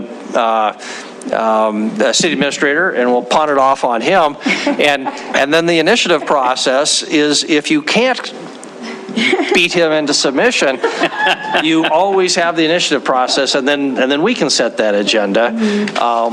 But that's the big picture. Chris, you want to comment on what you've heard? Only thing I would add, because Ed and I have had this conversation. In fact, there are some adjustments made to this agenda with me trying to be more open to ideas. I think what Ed is asking, but correct me if I'm wrong, is are the 10 of you receptive and interested in having conversations where, frankly, one of you might be the one who says, I'd like us to have a 15-minute conversation about taxation and density. I mean, I'm making stuff up, or there's a number of philosophies out there, whether it be strong towns, whether it be smart growth, whether it be no zoning, Houston. There are different philosophies on how to build a great city. And I certainly don't want to be a barrier to you guys having that dialogue. It's helpful, though, honestly, when you guys want to exchange that information, where what you're not looking from staff is to do a bunch of research and work to present it to you. You guys want to present it to each other, and that's part of this council discussion. But I think that's one of the things I've been challenged with, is some of you have asked for items on the agenda. I'm not going to be a barrier to putting them on the agenda. My advice, though, to Ed, just like it would be any of you, it's going to fall on complete deaf ears if the council isn't open to having that kind of conversation. Therefore, you're wasting everybody's time. Thank you. Trying to draw some closure on this issue of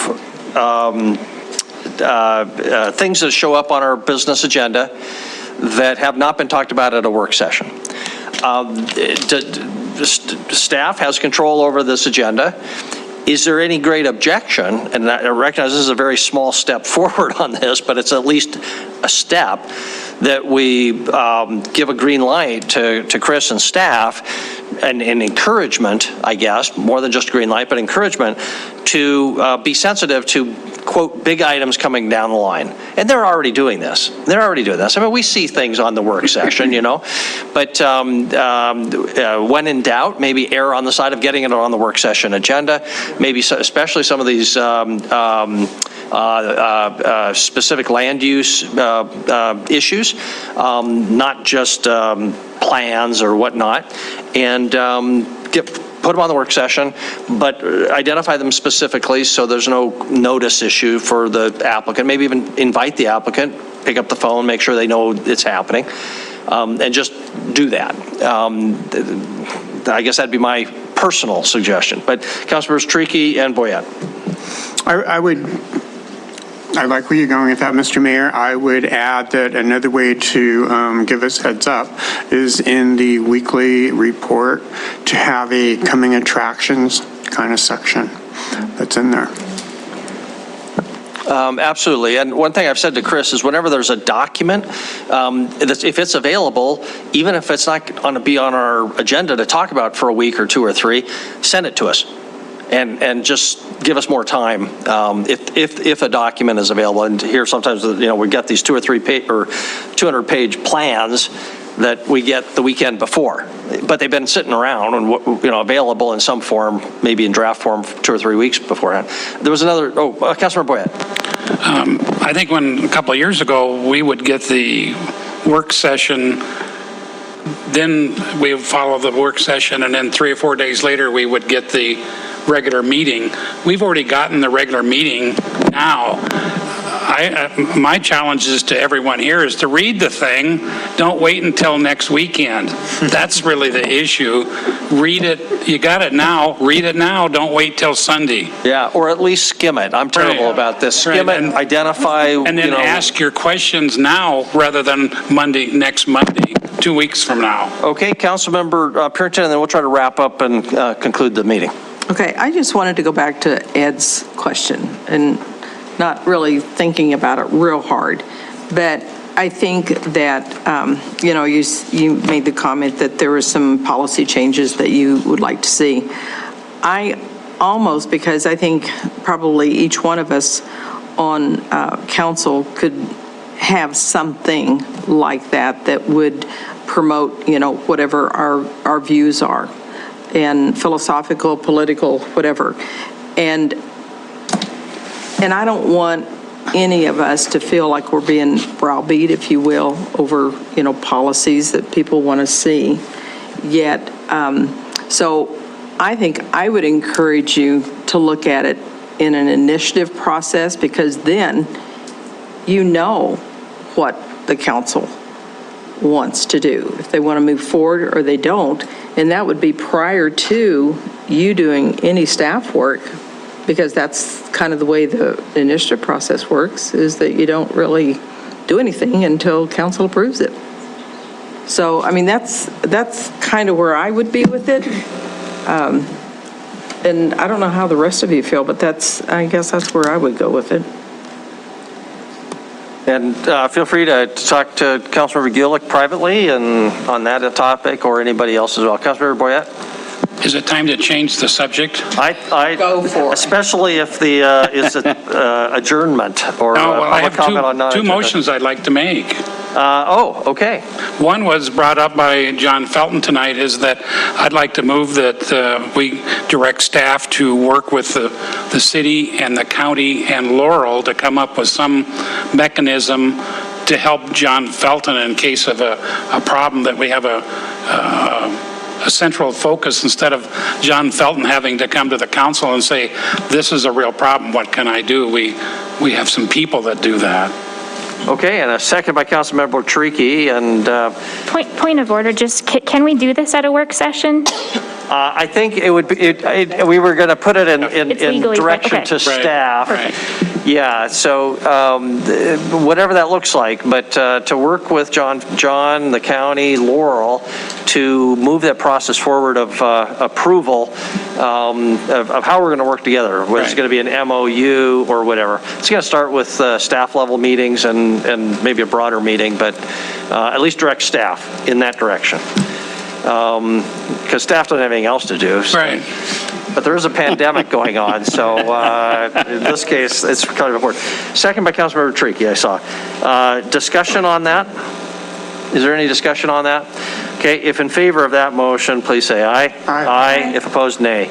That motion passes unanimously. Councilmember Boyette. And then lastly, last week, Tom wasn't here. This week, Roy isn't here, and I've said this before, and it got turned down last year, but I'd like to make a motion to direct staff to look into the mechanics of having Zoom as an exception, not as a rule, for people that are sick, on vacation, traveling for whatever reason. Apparently, other cities are already using this mechanism. I don't want it to be that Kendra's going to be gone for 6 months on sabbatical and is going to use Zoom, but this is for the need. Plus, the other thing is, how many people are out there now that could participate via Zoom that we're not using? That's, if that makes sense. Wow. Is there anybody who did not want to second that? Because we'll make sure it doesn't show you. Okay, I did hear Council Member Owen. Okay, so the direction would be to staff. We talked about this a little bit before. Presumably they would look at what other cities are doing, what the mechanics would be, the legalities, if staff has specific proposal, and then continue the discussion, but put it back in staff's hand. So we've got a motion or a second. Chris, before we any discussion on this, do you want to comment on that? Yeah, we can certainly, because this is not a new subject, so we can come back and communicate, I think, pretty clearly where our technology limitations are going to be, our staffing limitations, and where they're not, or where I think there's less impact there. And if I were to, kind of read the tea leaves, that's not a good analogy, but as far as council members' participation, that's not as challenging as how to manage if all of a sudden 50 people want to make a public comment via Zoom and how that's going to be managed by clerk and things like that. So this is essentially, I look at this as reversing what the December decision was, which is totally fine. We have a new body here saying, no, we want to open up as an exception, not a rule or not a habit, that council members can participate in meetings via a video and technology versus what we have right now is we have a prohibition on that by former council decisions. Okay. Discussion now on that motion. Is there any discussion? Councilmember Joy. Thank you, Mayor and Council. I didn't support it the last time it came in December, and I don't think I'm going to support it this time either. That obviously will not stop it from moving forward. As I heard, there were quite a few seconds.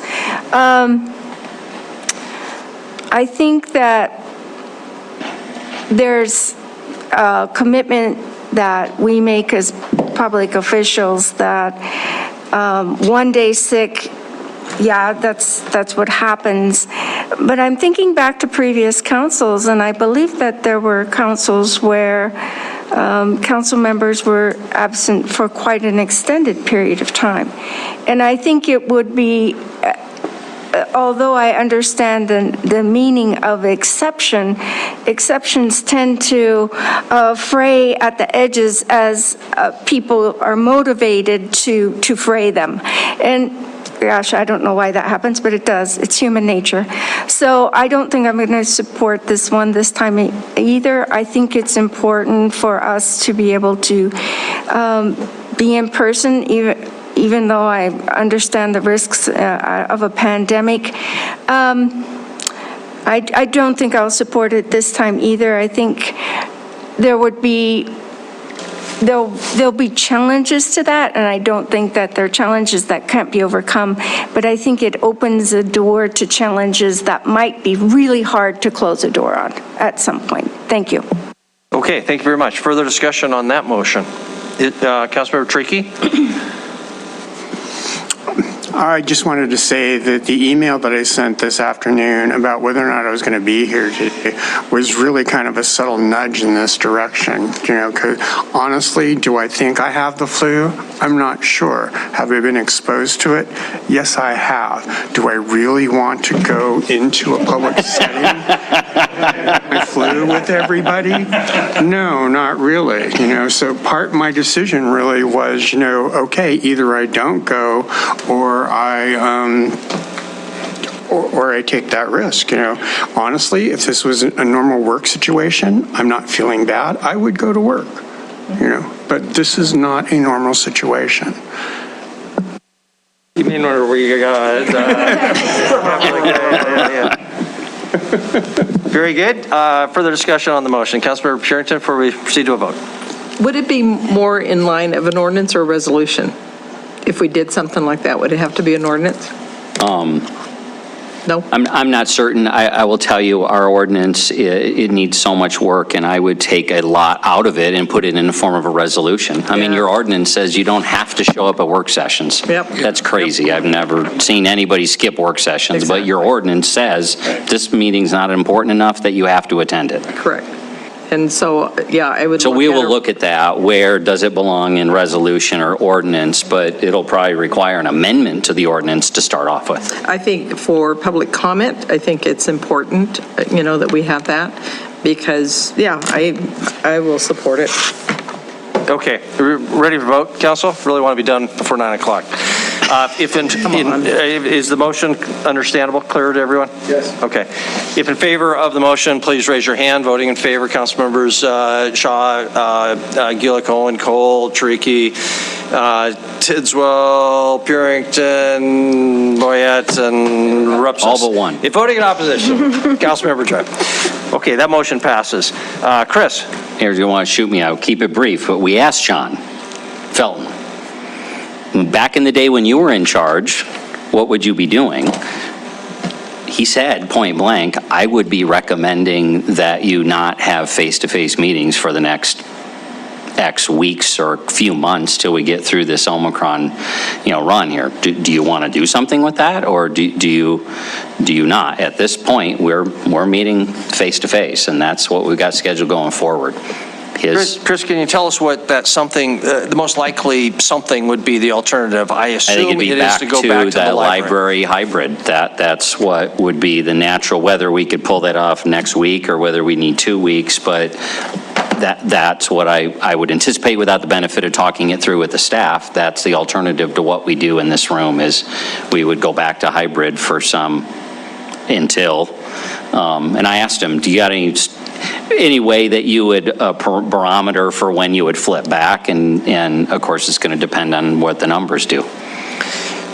Chris, I apologize for monopolizing this, but because time is of the essence on this, is this something that would need to be decided at a meeting formally, in which case could we add could we amend the upcoming business meeting agenda, put out a notice that item will be on the agenda so that we could have further discussion if needed, unless we are prepared to decide now. Absolutely. And specifically, could you use that time to talk to Gavin? And is the library even available? Are there any changes in our procedure that you'd recommend from what we were doing before? It worked okay, but not perfectly. And do the 4 new council people have adequate laptops, whatever, in order to plug in and spend 5 hours? Yeah. Because we all got laptops from the city. Yeah. In order to run it, because this wouldn't last 9 hours. Okay. Plugged in. So back to council, what are you feeling? And think about the amendment of do we need to put on a future agenda if it's not clear here? I saw some hands, Councilmember Shaw. I guess my suggestion would be, and I don't know if we can just vote on this and decide it tonight, so that's my question for the city attorney, but I would say, can we, if we vote on something tonight, would it be a decision that would be binding for Monday? Mayor and council, I think that if you all decided tonight that you wanted to go back to the hybrid meetings, we could just put out an amended agenda notifying the public where the meeting was going to be held. It isn't necessarily require an action item on a regular business agenda. I guess I would make a motion then to direct staff to move toward a hybrid option for the next 2 weeks, and then we see where we're at. I mean, we get in touch with John Felton and see where the spike is at. Like Councilmember Bertricki, I almost wasn't able to come today because I keep getting exposed to kids that are sick, and it's just, I feel like this, I don't know how long, nobody knows how long this is gonna last. I anticipate it's probably longer than 2 weeks, but erring on the side of less is better than more. So just to clarify, you're talking about a hybrid meeting in this location, not going to the library? No, going to the library. Oh, Yeah, going to the exactly library. what they Okay, suggested. sorry. Yeah, exactly what was staff suggested. Do the hybrid library thing, half of us are on Zoom, half of us are in the library, or however that works out for the next 2 meetings.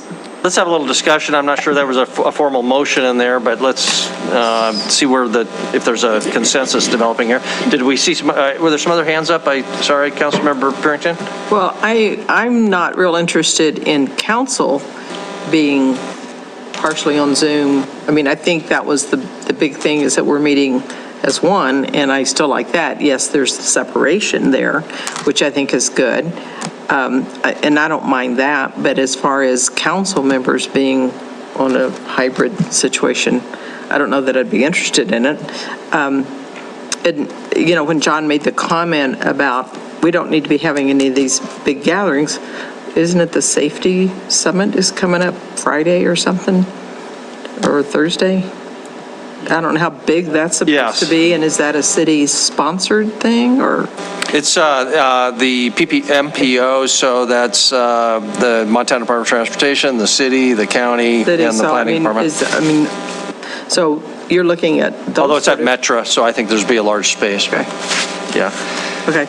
Well, I'm not interested in council being hybrid, but if we want to have the hybrid because of public comment, then I'd be for that.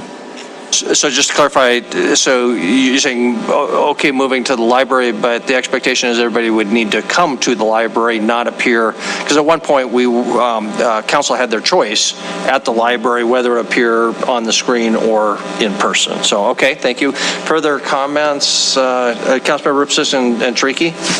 I believe next week there will be a large crowd here. So there's a zone change next week that I think is drawing a lot of neighborhood interest. So I would expect 30, 40 people here, wherever it happens to be. You've been calling people. I haven't been calling anyway. Councilor Tricky? I was debating making that motion earlier and decided to talk to council first, but I do think it's something that we need to take very seriously. It's a question of leadership too. I mean, us showing us here not social distancing is not a good message to be sending out right now. Okay, so council, where do you want to go? I mean, the options are to stay here, do nothing different. Options are to send staff to kind of work out the details of a hybrid operation where council members, back to Councilmember Boyette's motion, it was. The hybrid anyway, so that, but it was an exception. It was not just you have your you have to have a reason. So there would have to be some sort of standard established under the direction we already gave to staff based on Councilmember Boyette's motion, which has already been approved. So that's out there. The new question is a move to the library, or I guess a modification of what's been already approved with Councilmember Boyette, but we're at least moving in that direction if somebody were out sick, for example. And Councilmember Boyette, we want to comment further? I've always liked the library atmosphere, only because this, to me, is very confining, and sometimes I can't even see half the people. I wouldn't mind going to the library, but not a hybrid, but only if someone is sick, I don't feel like I should be there. That's their reason for being there, not because I don't feel like showing up at the library. It's snowing. No. But I do think we would get more respondents if they can see us on Zoom. I talked to a lot of people that said they quit watching Channel 7 because they couldn't hear us. Okay. But they like Zoom because they could.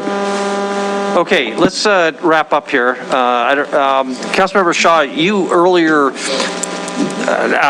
were inclined to make a motion, I think. And if I remember correctly, it was to authorize staff, because again, this is just a work session, to work out the details of a possible move, if possible, to the library. Just change the venue. We would still have the possibility of a hybrid with an excuse if staff comes up with that, but at least move to the library.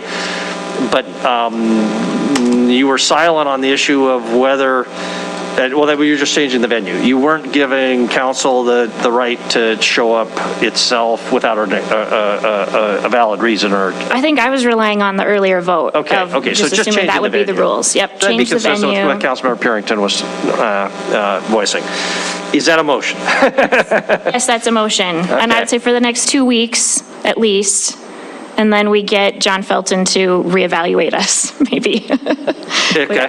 And I guess that assumes that the library is available and the move could actually be pulled off and the notices given. If not, it might have to wait a week. Lots of ifs. And if there's a big crowd, we'd have to get that notice out to them and make sure that they were aware it was in the library. So is there a second to that motion? Councilmember Tricky makes the second to the motion. Further discussion, or any discussion now, on that specific motion? Move to the library, or at least direct staff to work out the details. We'll have to work out whether it's available or not, but we will, it's basically following through with John's recommendation that he thinks we need to find a way to be not in these tight quarters. And if it's possible, we would not have to approve it again. Staff would just pull the trigger to change the location, do the appropriate notices, if that were possible. That's the motion, and that's the second. Any discussion on the motion? Okay, we'll move to a vote. If in favor of that motion, please raise your hand. Motion passes unanimously. Man, we get a lot done after 8:30. I move that we start all meetings at 8:30. Oh, yes, I'm sorry. Is there any public comment on anything that wasn't on our agenda tonight? Before you adjourn, I just want to make a couple of quick. Okay, great. That concludes public comment. Any final comments before we adjourn? Yes. So the Traffic Safety Summit was referenced. I just want to give the full details on that. It's next Tuesday at the Pavilion at the Metra. It's next Tuesday at the Pavilion at the Metra, starting at 1:30. I believe it's set for 3 hours. They are asking, you should have gotten email invites to it, and they are asking that you do RSVP so they can do some planning on that. And next week, I do hope to actually talk about the housing initiative and the bond initiative, and hope that we can come to a conclusion on those two things. So if you have any questions or thoughts on it, reach out to me before next Monday. So, Chris, could you have Gavin make coffee again? Make coffee? Oh, okay. All right. We're adjourned. Thank you, everybody.